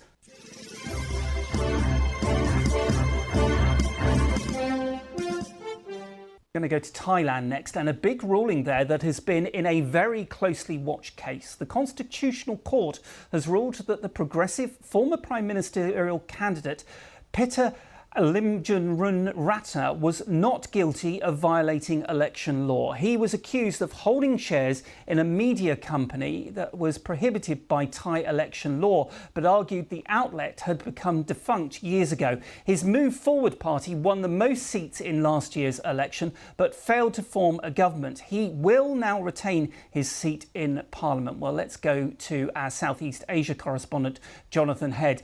Jonathan, complicated story. Can you explain the background to us? Yeah, well, the cases were brought against Pita Limjaroenrat, and there are other cases against him and his party in the wake of that shocking election victory. Nobody thought his party would do that well in last year's election, because in its previous incarnation, that had actually been banned in a previous court case, stripping out some of its leadership. People assumed the party wouldn't do so well. It ran on a reformist ticket, arguing for sweeping changes to the way that Thailand's run, changes to the military, which of course launched a coup 10 years ago and ran the country for many years, changes, even talking about changes to laws relating to the monarchy. And these cases were filed after that. And of course, there was the move once his party had got this astonishing victory where they'd won far more seats than other parties and seemed poised to form a coalition government. At that point, the Senate moved in, the unelected Senate, and barred him because of these reformist proposals. So this case is in the same category as those. Many people viewed the case against him as a very technical one because, as he pointed out, the company, in the media company in which he owned shares, the shares were passed down to him by his father, hadn't actually been operating since 2007. Normally, the Constitutional Court rules pretty harshly against those on the reformist side of the debate here. It always has in the past. Many people thought it would do the same, that on this technicality it would strip him of his seat in Parliament. It didn't. It actually accepted his argument that this wasn't a functioning media company, and so he can go back into Parliament now and lead his party. But there are other cases pending against him and viewed by many people as political cases. One that is coming up just next week, where his party's accused of essentially trying to overthrow the existing political order. So it's still possible that in the next few weeks we may still see him barred from politics and his party dissolved. This has happened before. Many people think it will happen again. So have we had any reaction from him and his party to this ruling? I think they're delighted. I mean, their official view was they're always confident that they would win this case, and he's said that he's very keen to get back into Parliament as soon as possible and start his political role again. But I think they know that it's too soon to celebrate. You have to understand that behind the democratic proceedings in Thailand, the existence of the Parliament, of competitive elections, there are very powerful forces that do not like this reformist party move forward being as successful as it has been. They managed to block it forming a government last year, but they're very worried on the Conservative side that in the past, when they've tried to block it, people have just voted for it even more. And they're worried that when the next election comes in three years' time, that this move forward party might do even better. So everyone suspects that possibly through the courts or possibly through some other means, a way will be found to either get the party out of Parliament or to dissolve it, somehow to weaken it.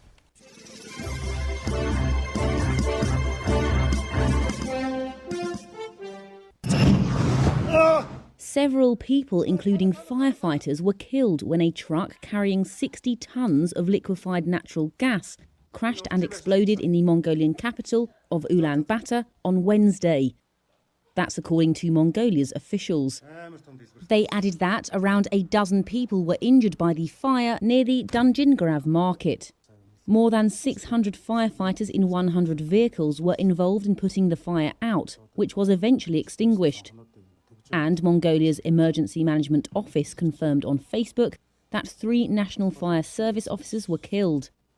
According to Mongolia's Deputy Prime Minister, preliminary assessments showed that the truck crashed into a small car, causing an immediate explosion. Then a second blast occurred, ripping off a part of the truck with great force and killing the firefighters at the scene. According to local online news outlets and eyewitness footage, the fire quickly engulfed several nearby buildings, including a residential building. Scores of cars were burnt. Residents told television channel Tenja TV that a group of them had to forcibly break out of the building after flames reached the communal exit. The Deputy Prime Minister said there were no casualties reported from the apartment building, but could not, quote, guarantee that the casualty count will not increase as investigation and emergency measures were still underway.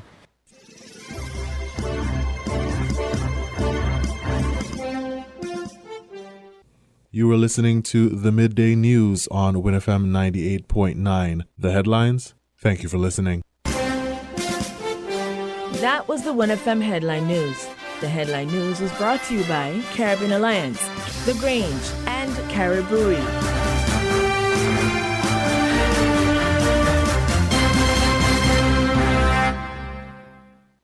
When it comes to the important things in life, your health, your education, your choice of a life partner, and of course your insurance provider, Only the best will do. Caribbean Alliance Insurance is the only insurance company in the Eastern Caribbean with an A excellent rating. We have a robust 3-tier reinsurance strategy that protects our policyholders from multiple catastrophes, even if they occur in quick succession. We spread our risks over 18 territories, ensuring minimal impact to individual territories when a disaster strikes. We provide an excellent claims experience. Claim settlement is usually between 24 to 48 hours. Our A excellent rating means that you are more secure with us. Contact us for motor, property, marine, public liability, employer's liability, and other policies. Dalil Walwyn, people you can trust. Local agent for Caribbean Alliance Insurance. Tomorrow secured. With over a century of perfection behind the Mackeson name, a smooth blend with perfect balance and richness, it's no wonder Mackeson Triple Stout has a legacy of perfection. Enjoy the world over. Introducing our new look with the same great taste. Mackeson. All hail the king. Please drink responsibly. Did you know that the Grange Healthcare Facility is the first purpose-built, non-governmental healthcare organization on St. Kitts? It's situated at Otley's, 7 miles east of Basseterre in beautifully landscaped surroundings. The Grange has a team of highly trained professionals and provides care that's rated as being comparable with UK and North American standards. The Grange offers varied accommodations to suit your individual needs, and our all-inclusive packages make the cost of care per hour the most competitive on the island. Services include convalescent care for all ages, daycare facilities for older adults, rehabilitation services, and training and continuing education for healthcare providers. For more information, call 466-5525 or 465-8020. Fax 466-8221 or email thegrangehealth@gmail.com or visit our website at www.grangehealthcarefacility.com.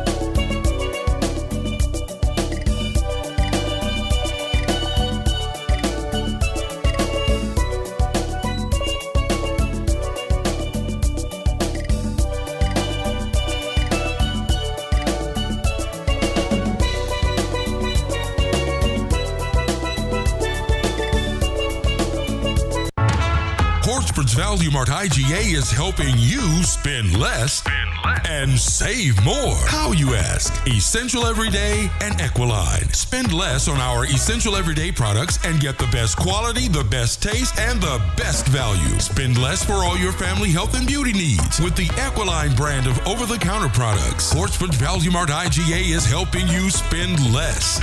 With our Essential Everyday products and Equiline over-the-counter health and beauty care products. Shop smart and spend less at Value Mart, where price matters most.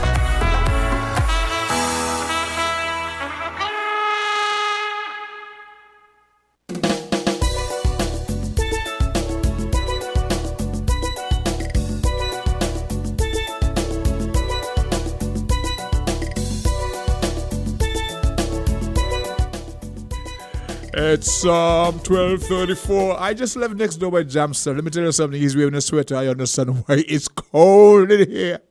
And so, yes, we're back with the second half of today's presentation of Voices. And we're going to continue where we left off. We had a discussion that was dealing with a certain social issue. And we've had some contribution from young Mr. Fliati. We were talking about what happens when the government have to institute, say, martial law for some extent, and the people's actions are restricted.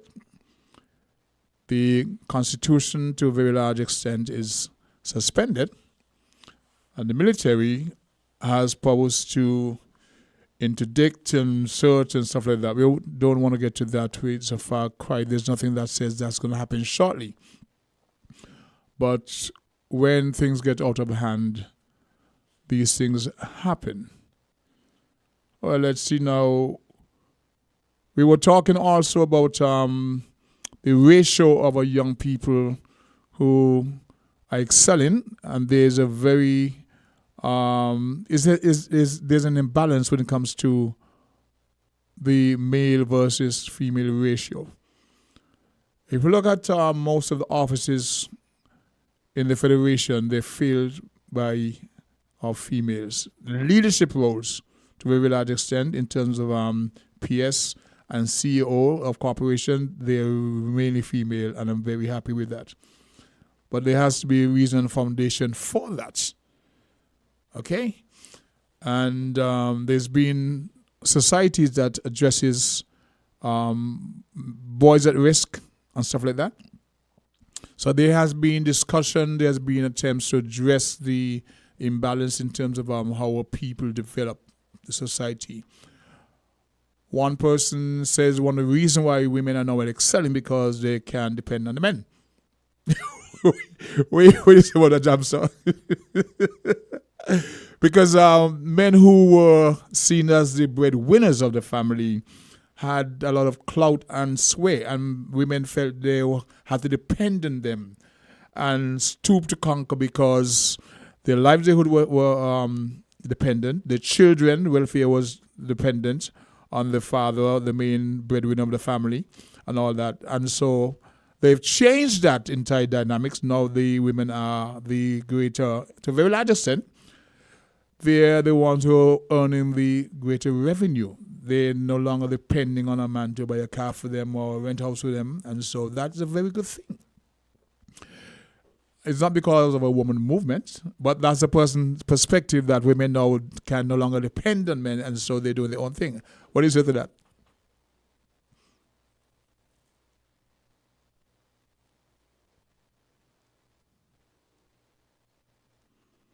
$15 PSs in revenue, and only one.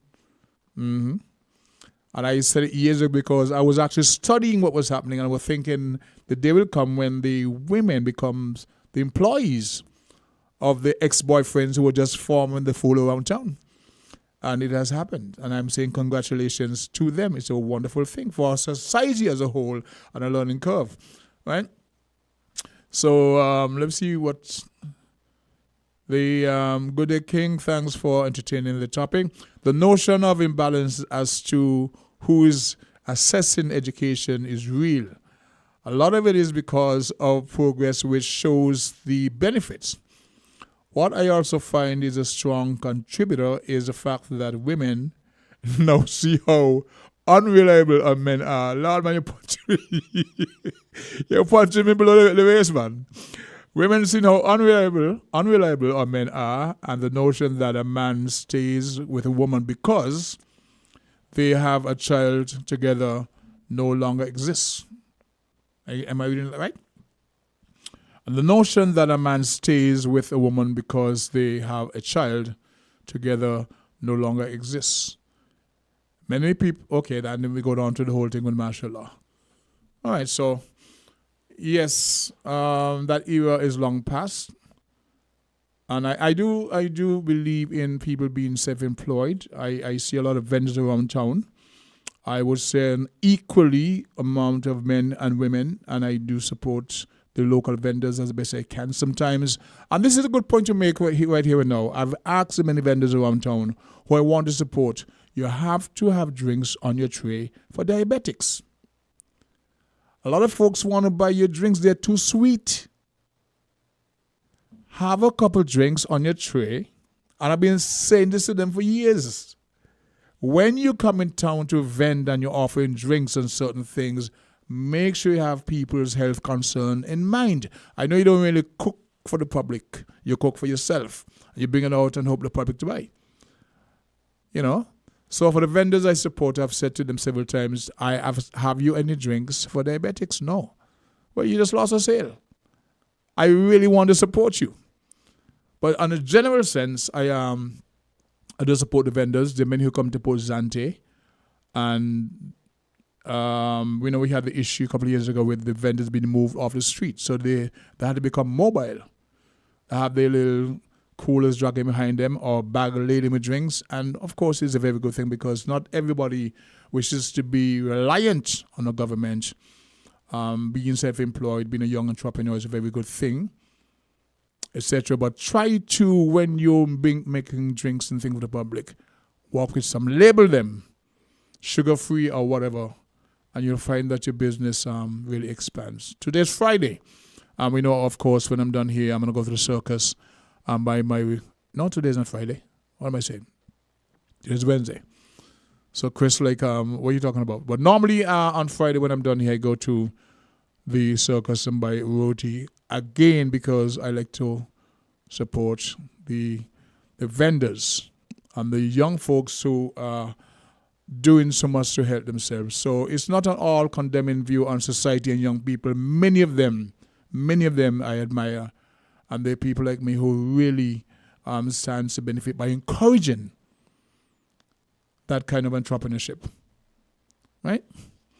So there is that, and we're happy that not everything in our society will be perfect. But if each one takes the time out to reach one and help one, it's such a wonderful thing. We're far from utopia, but here in SKN, we have a very good thing going. Jamson was talking about the many faces you would have seen during the a couple of weeks back who came home for Carnival. It's such a wonderful thing. I mean, we visit other countries, etc. Yeah, people in general. And yes, it's a great thing. There's somebody on the phone. Okay. So there is that. Wait, tell me something. What is today? Today's Wednesday. And I start talking about Fantastic Friday, you didn't stop me? When I started the program, I was talking about Fantastic Friday, Johnson. You didn't stop me at all. Rosemary, what are you doing? You guys let me go on. I'm really living in a double slice of paradise. You know? So on Friday, we may have a link up with a regional radio station, a very popular radio personality, maybe our guest. And I think some weeks from now, we may have a link, or let me not speak about that as yet. It's a good thing to have that interaction with other radio stations, not only from the Windward, but from the leeward side of things, you know? Get the content. There's been discussions and attempt to have shows and programs that deal with the songs from the other side that don't get airplay here. We had a discussion about the percentage of songs that's not being played here locally. So there's another way to bridge that particular gap. All right. So for those who would have heard the start of the program and heard me rambling on about Fantastic Friday, my apologies for that. My head is not in the right place today, obviously. Okay? So, yes, again, we want to reach out to all those folks who would have had issues with the whole image of young people, and they're just lumping all the folks together. I'm a strong advocate that we're not all the same, and we have to encourage. As a matter of fact, it's a very good thing when I'm on tour to point out the fact that our students from primary, even daycare, to college are in uniforms, and that it helps with the discipline. And most of the time, unless you're dealing with Caribbean nationals, they get a surprise. And they say evening college. And the question, if the same happens at, say, like at the vet school, no, because there's a private entity. We speak about the level of discipline. We speak about the fact that you can be arrested for the use of indecent language. These are things that really impressed many visitors, because culturally, where they live, how they go, is totally different to what we experience here. We go to the phone lines. Is there a caller line? Go to caller, live on Voices. Hi, the King, I'm back. Welcome back, sir. I want to touch on a very controversial issue here. was talking about Jamaica. And Jamaica is not just the one-off. Just Mhm. spoke about Trinidad and Tobago. We know the situation in Haiti. Mm-hmm. But I want to touch on something that we normally would see annually where our visitors will come home. What would you say if I was to ask the question? We know that some of our visitors come home for a short period of time. A lot of them are still in the past employ. Some of them has not retired as yet. And what would you say that would prohibit a retiree? Because it's different. It varies from island to island. What would you say that would prohibit a retiree coming back home to sink it? Because one of the things in my mind, I would say that the healthcare system would be a concern. Yes. Because I say you get into the retirement age, and that would be one of the things in sinkers, to my observation. Throughout the past, 3-4 months, I have had groups of persons. I have had 2 groups of Jamaicans that I have driven around. And as they go from island to island to island to island, and not asking them the question, they will disclose to me that they are not going back to Jamaica to retire. And so they are scouting. They are scouting other islands. They would look up. Sure? Interesting. And they would look at St. Kitts and Nevis. And these are the type of conversation I will hear them say amongst themselves. Not with me getting involved, just listening to. Okay.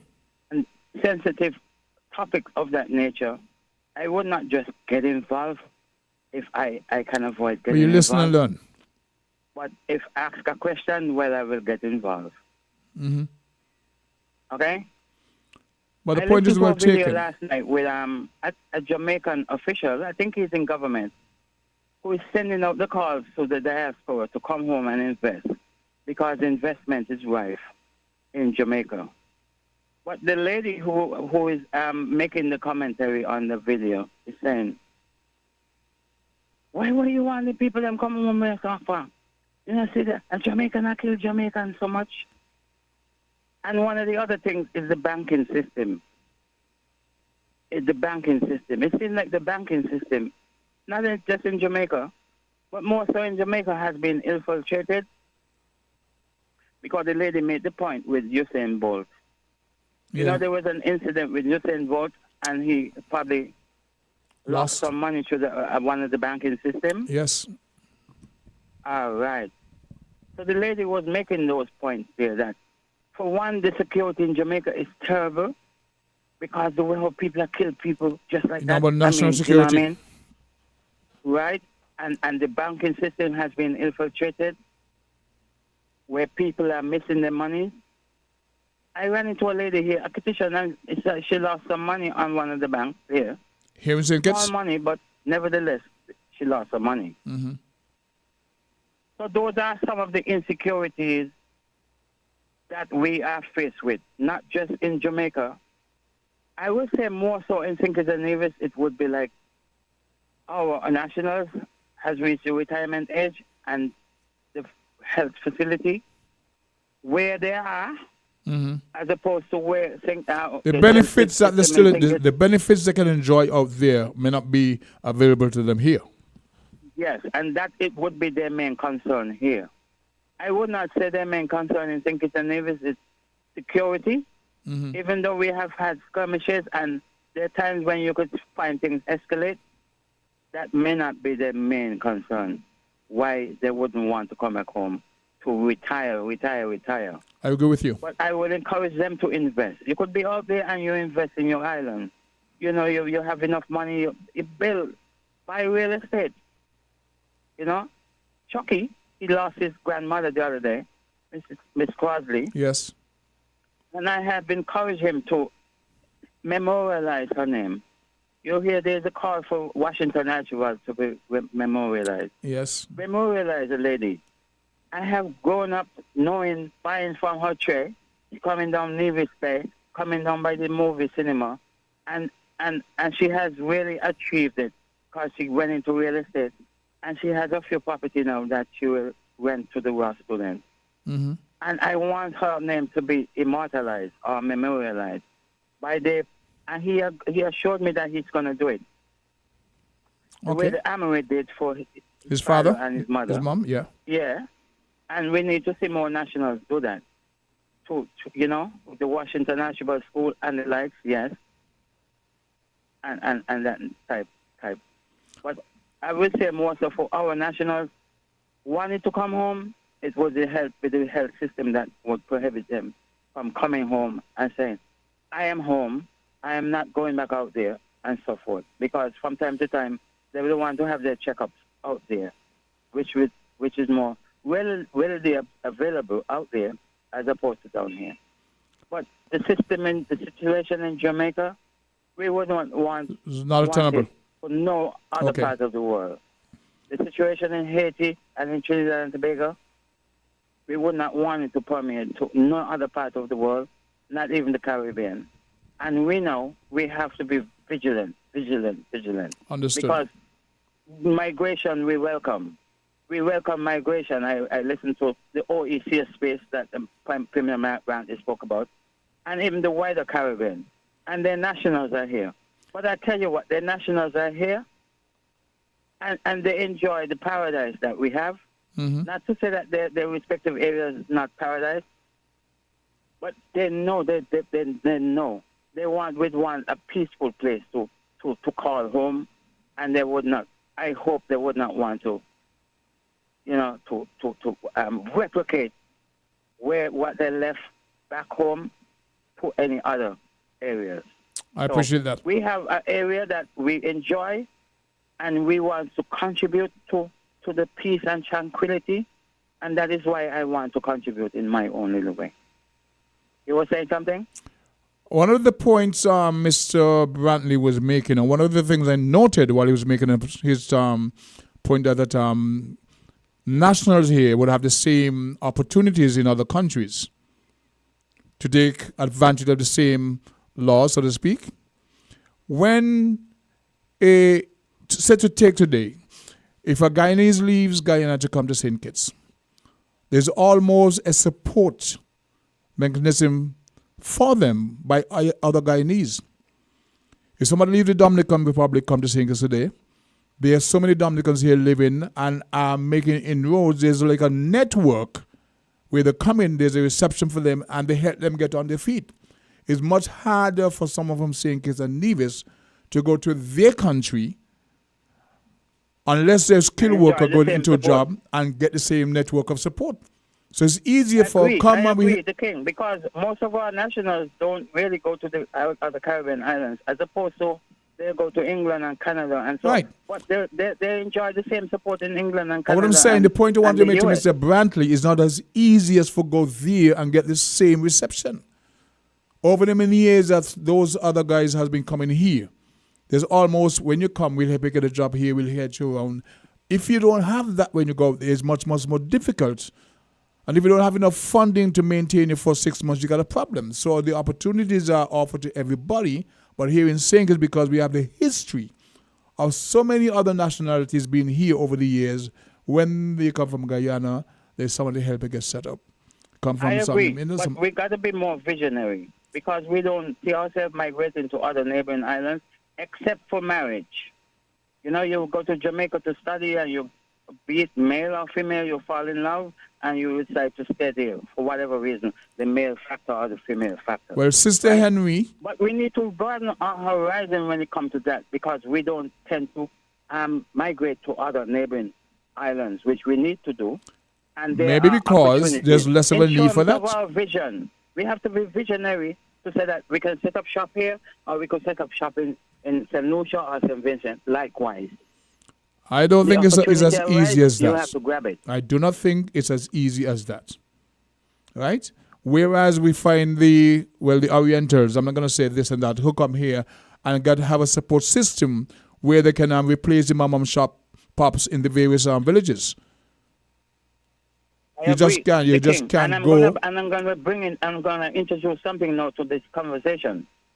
You see, when the West Indian Federation was formed, And we were the ones because of the 1 from 10 leave not. You know the story. You know the narrative. Yes, yes. When that was formed, we could not have approached others the way we were being sent out because we were piglets.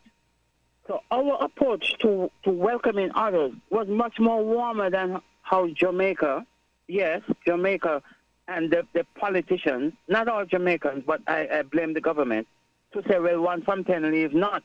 We could not have approached our neighboring OECS sisters and brethren that way. So we had to put a mechanism in place to welcome them, as opposed to they putting a mechanism in place. Well, the government, that's the honest of our government to let their respective colleagues know at that level that you have to put in place likewise what we have put in place here to welcome our nationals when they come to your shores.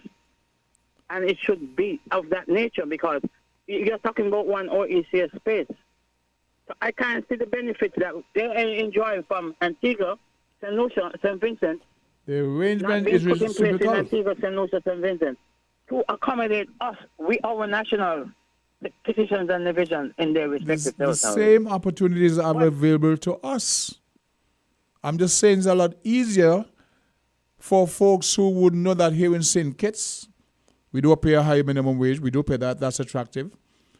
But there are other such like nationalities or nationals here to help them with the reception, help them get around. We don't have that when we got there. That comes to leadership. If we set the trend, and as small as we are, we have set a trend which is on its upward mobility in terms of the wage, the minimum wage. That's a good trend. So it's not attractive. Would be natural. It's not because really everybody wants extra incentives.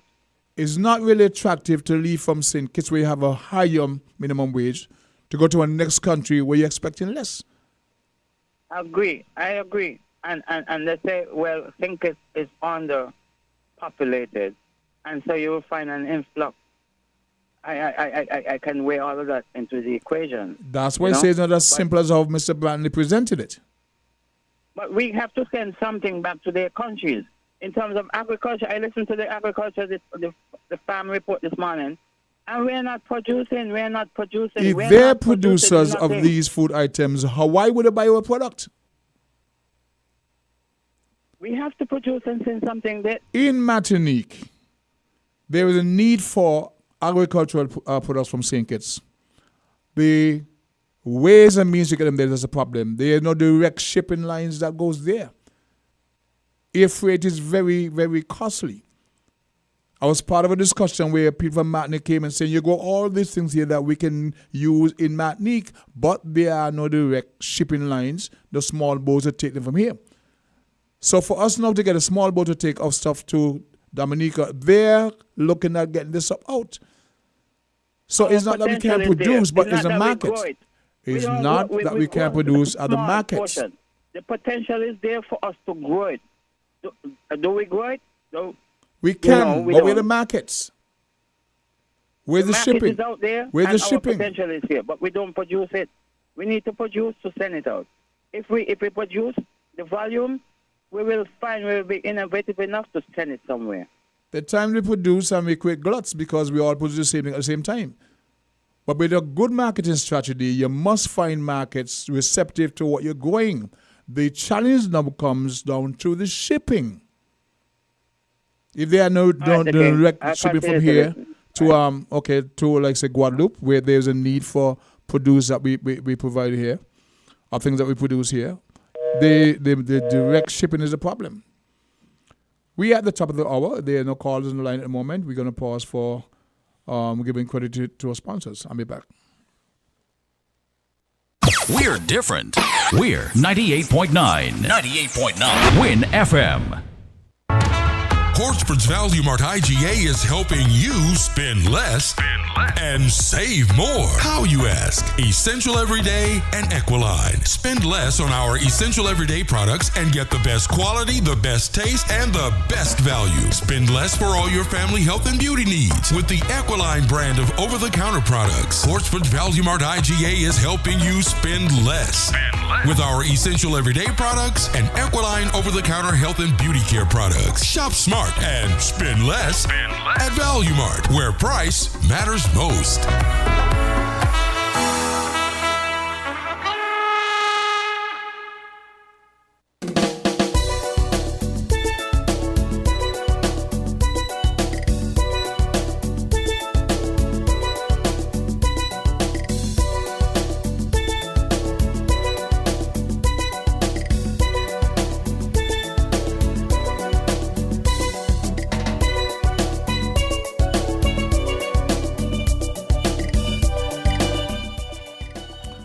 Welcome back, and we go straight to the phone lines. Good day, caller. You're live on Voices.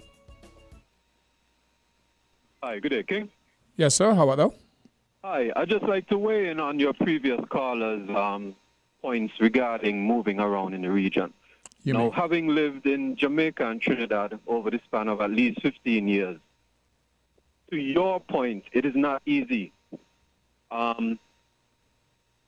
Persons have to take into consideration that when you move to larger islands, especially islands that have tertiary level education available, and in the case of Trinidad, where it is free, or at least was for quite a long time, competition is so stiff. And then when you consider the size of the population and how many industries are there, you are going into a context where there's already stiff competition. So yes, we may have a handful of local petitions in those countries, but then the mechanisms in order to set up a reception or even allow for more persons to go there, it is so difficult because just how competitive those areas are. One might say, well, the U.S. is a lot bigger. Yeah, the U.S. is a lot bigger, so hence far more opportunities. But then when you consider the scale of Trinidad or Jamaica, and then how many persons are vying for the same jobs that you are going for, you can't compare the two. It's apples and oranges. Correct. So it's just to give a lot of a few persons who have that perspective on the issue, the view of someone who lived it. Well, thank you for that, because I'll just say you've lived it, so you can actually speak to the issue, challenges. Sorry you lost a caller, but I do appreciate your contribution to the topic. Next caller line. Okay. Last week I was at the circus. I was munching on a bag of peanuts. A lady came and asked me, are those local? I said yes, because I bought from a guy I buy from for over the years. Again, another vendor he goes by, and I supported him. I bought a bag of peanuts. She says, they're not local. Well, I don't know. But she says, I am a producer of peanuts, blah, blah, blah, and I could tell you that those are not locals. I had no idea. The guy goes back and forth daily with his bag of peanuts. He comes to me because I normally buy. And she made the point that you need to buy from so-and-so because these are locally produced. Now, we're learning more and more that a lot of the jelly vendors, what they're selling is not local. They import a lot of coconuts and sell them. But in the interest of supporting your local vendors, in my mindset, I'm supporting things that are coming from foreign. So we have a one-way traffic when it comes to these items, coconut, peanuts, and what else? We used to depend heavily on the Dominica boat pre-COVID, and then post-COVID was like, so me now, I'm walking around, I'm just buying because I don't really might carry the shop. I'm buying bananas, and the taste is different. The taste is different. In the area where I live, I don't know if you can call it a plant, but they package banana there. And I'm told that in that particular building, they have to treat them and this and that. So you're wondering what is local, what is foreign, how do you tell the difference? And look at the health benefits. We go to the phone lines, caller 11 Voices. Yes, good afternoon, Socrates. With respect. I'm glad to get involved with you. Now we're speaking of agriculture. Your topic. I'm presently to a farmer. We cannot look outside when we are not looking on the inside. Instead of say this, with the beans, dashing, all kind of different retail produce, but once youth and St. Kitts. Pause. I don't know where you are, but you're coming in rather poorly. Hello? Yeah, I could hardly hear you. I don't know if you can change the location to get a better reception. Hear me a little better now? Yes, yes. Okay, what I'm saying is this, right? I'm a farmer. Before you kind of working with this phone, I was bulldozer was sent from agriculture department to right the wrong that they did to me back in after the 22 general elections. And it's like, presently now, about 3,000 to 4,000 seedling pepper seedlings in a nursery. I have water, I have drip lines. They come up, they allow cattle to block down the fence, me have a fence, you know. The permanent secretary came, and he saw what was taking place. Okay? It's now come, push the fencing that was on the ground, they push them away. They presently now, the land was left naked. And when people talking about farming, right, it's something that keep overlooking. As I said to you, I have a nursery about 3,000 to 4,000 seedlings. Where is the continuity? I cannot continue unless Milan is being fenced again. There's drip lines, water. And then it's a problem. I once export hot pepper to Canada. So when people talk back in 1999, you know, you must also remember, just here speaking of peanuts, it was once a major export of peanuts. So when we, you understand what I'm speaking of, Gotcha. then we have the potential of doing, because this what we now going to know back in early 70s, it was very easy. How it becomes so difficult now? So I said this too. The 11th of September last year, we didn't really come from where it come from. Over Kayan, fine water. I can't take no more, but I'm continue. That Gillinwick ain't leave there yet. I keep speaking up. Let a Gillinwick go jail well for farming. Want to know who advised the Prime Minister? Dr. Joe, oh, they're killing you. You understand what I mean? And the bratcher, agriculture was the thing. And talk about the Dominican boats too. Machine, Hanyo, and all them kind of things, right? Was never imported from Dominica. Majority of producers that come from Dominica was bananas and mandarin. I could talk because here in the news, we talk about Washington Archibald. Washington Archibald wrote a book entitled A View from Baby's Traffic. That's my mother. Yes. Tell me, mother, she was 10 years, 1970. But on the market, you don't push his skate wheel cat and these kind of things. You heard somebody mention about Miss Crossley. She was a second mother to me. You understand what I'm speaking of? You hear me say baby, right? Yeah, I know, but I want to get your point because I have a call on the line, so go ahead, please. Okay, but we want, right? We want agriculture, the path, remedy the wrong what they're doing to me presently now. Thank you.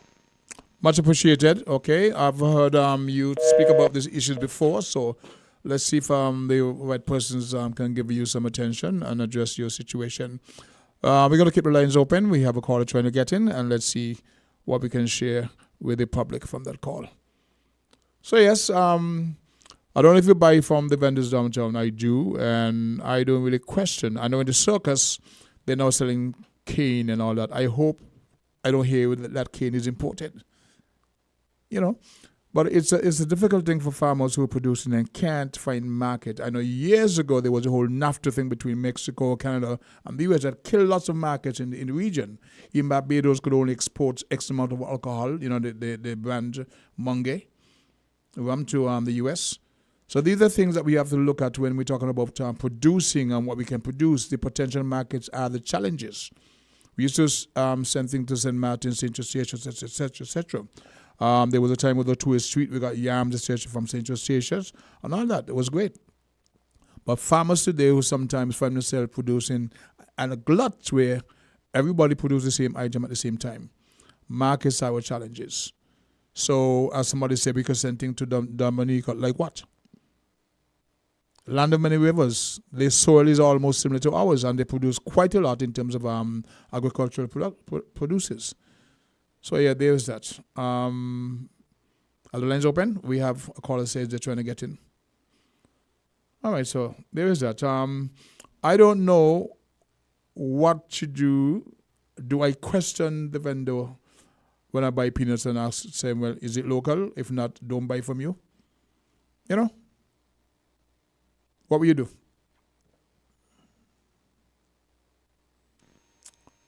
Caller, you're live on Voices. Greetings proudly, Kingston. Yes, with respect. Okay,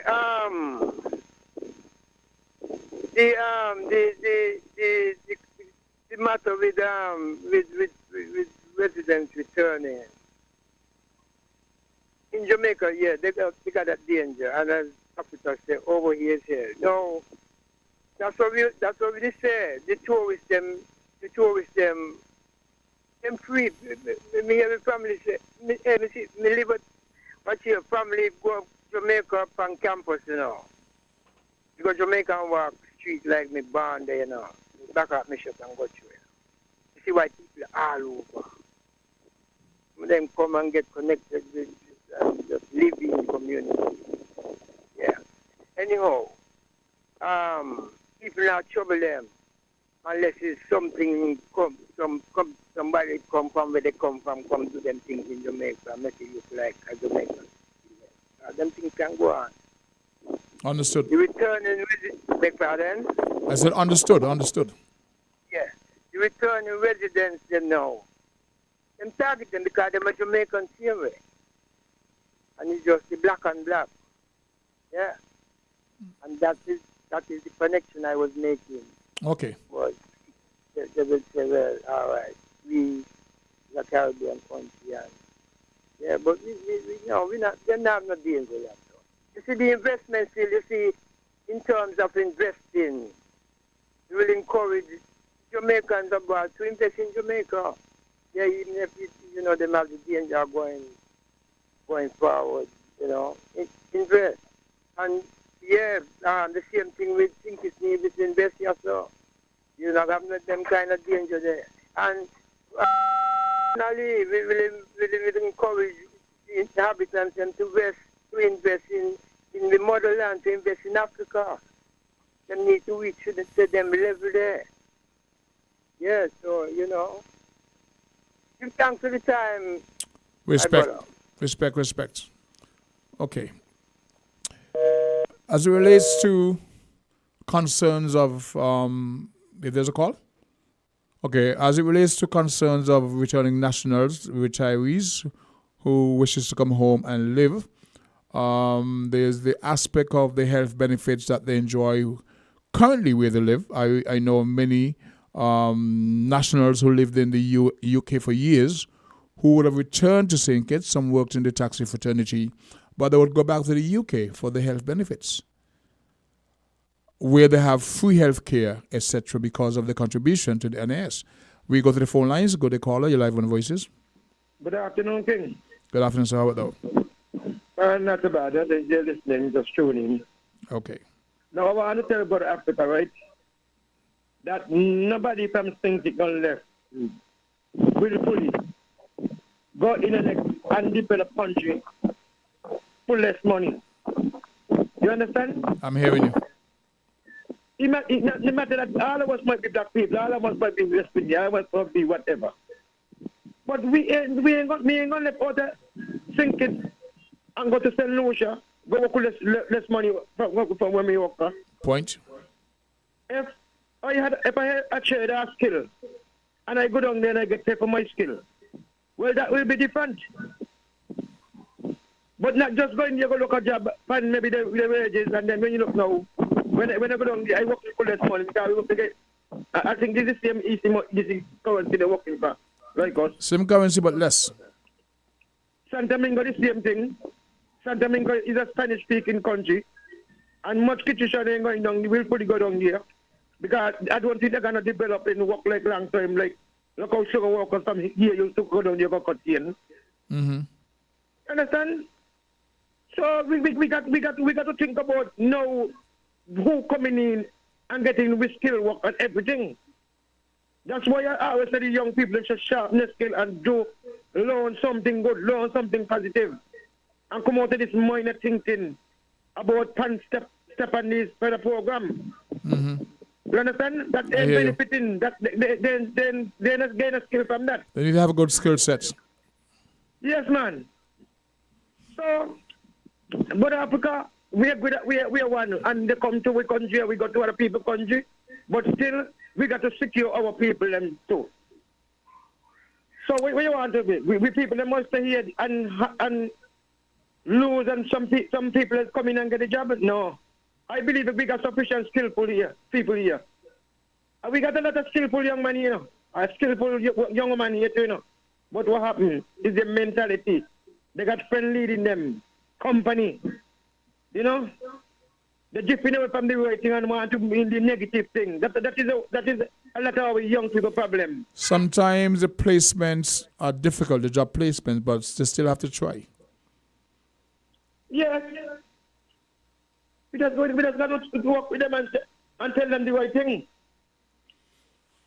Well, that's why I said... Go ahead. Yeah, go ahead. That's why I encourage so many of the vendors on the street. So many of them I'm so proud of. And every chance they get, I'll support them. Because I like to see young people helping themselves the best way they can. But the king, I hear something else now about the street. And they must understand. Either boy see some lady. And that lady got the unsweetened one, and she got the sweetened one. That's smart. That's very smart because I've been talking to them. I want to buy a drink and support you.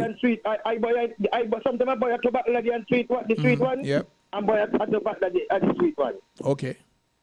When you're doing business, you got to please people, especially if you're a consistent customer. I mean, like you. I just see them buy a chair. I see them girls come to the circus. Them some of these vendors come to the circus and you buy. Even they don't have. Them if that got in so much because you not use too much sugar. No. Maybe you not use too much starchy thing neither. And you will ask them what got in. Correct. If they're selling your patty or whatever. Correct. Yeah. Okay then, King. And I appreciate your perspective, of course, always, Mr. Politics. I appreciate what you had to say. It's a good debate to have. So whereas, is a caller?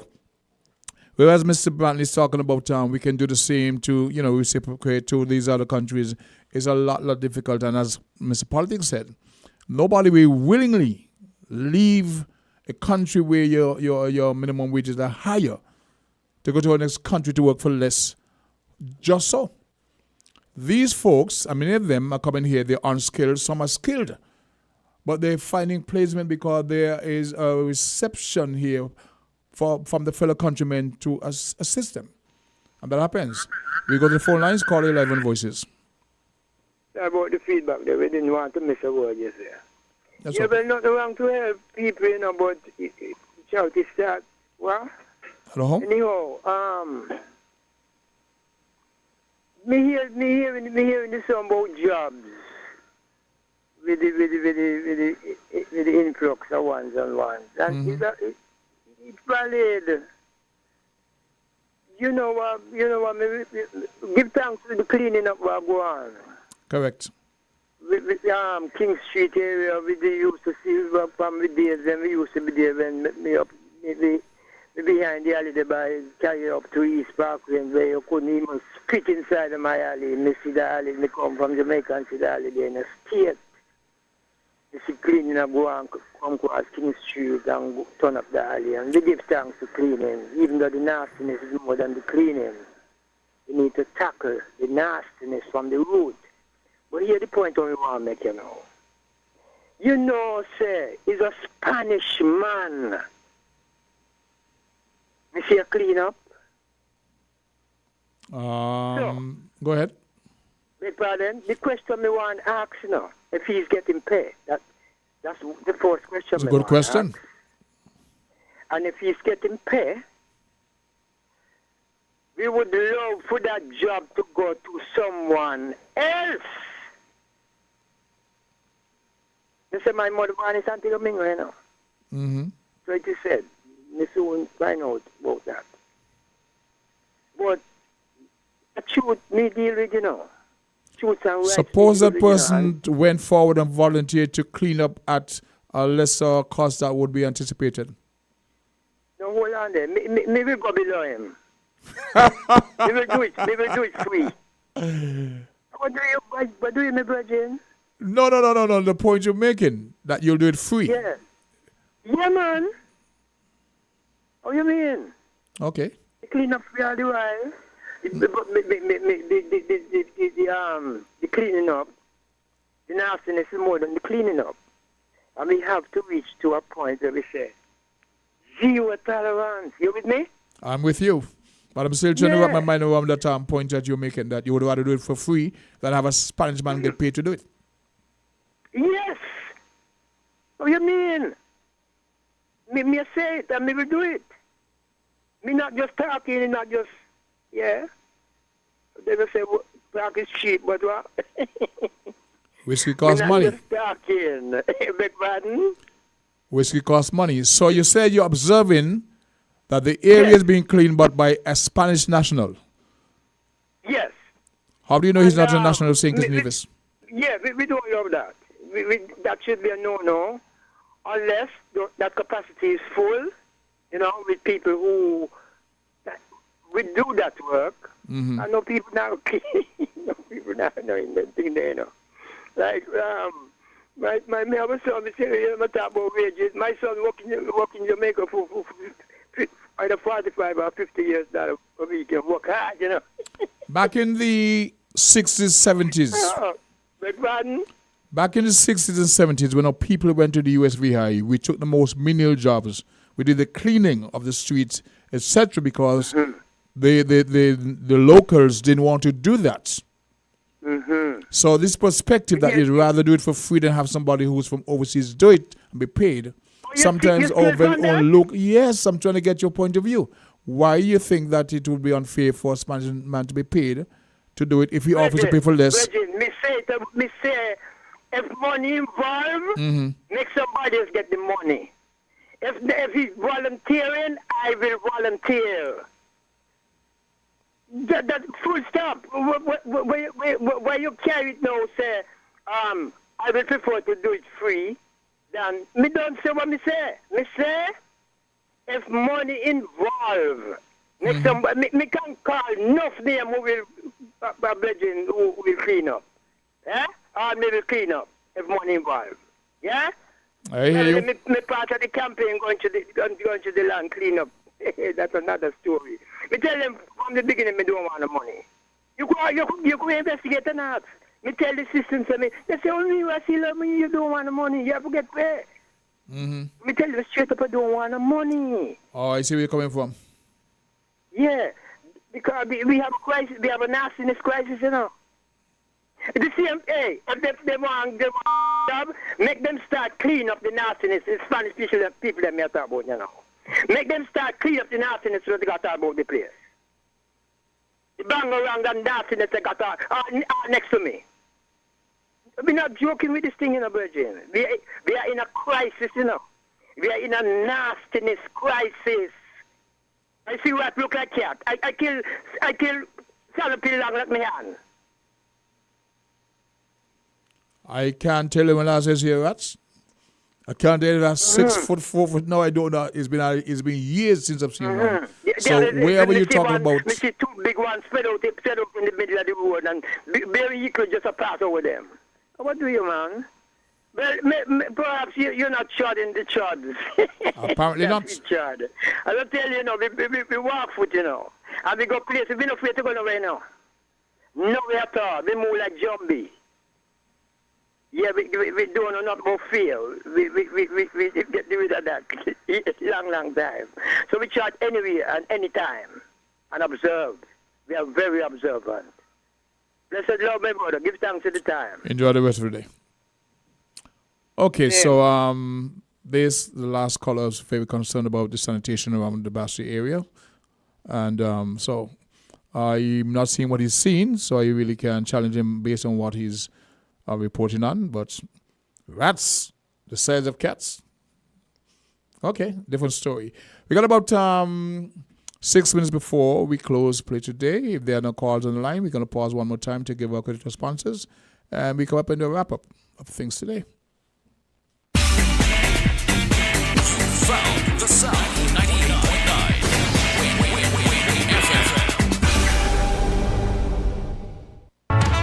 Portsmouth's Value Mart IGA is helping you spend less and save more. How, you ask? Essential Everyday and Equiline. Spend less on our essential everyday products and get the best quality, the best taste, and the best value. Spend less for all your family health and beauty needs with the Equiline brand of over-the-counter products. Portsmouth's Value Mart IGA is helping you spend less with our essential everyday products and Equiline over-the-counter health and beauty care products. Shop smart and spend less at Value Mart, where price matters most.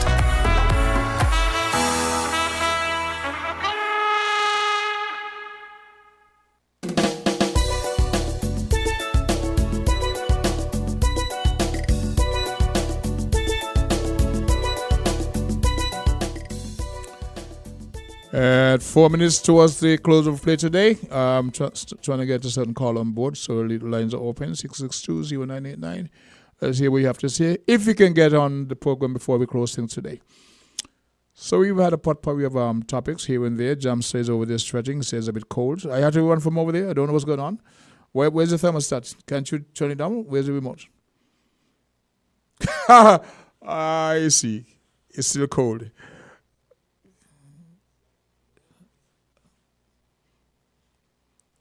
Well, I don't know. Is it not raining outside? It's not cold out there, so don't know why it's plummeting like that. But yeah. Okay. Great show. In spite of me having to reconnect, we were having a little response from good mornings. Okay. Deborah said that weather's perfect. Did that? We're talking about Ghana. This is exactly why I left. And then great show in spite of me having to reconnect every 15-20 minutes. One of our ardent supporters up in New York listening to the program. Oh, by the way, say good day to Bag of Sugar for me. Haven't spoken to for a long, long time. Yeah, we will here and there in terms of the various callers. But there's a particular young man who made a contribution and was trying to get on the program before it closed. And we would like to keep the lines open for that.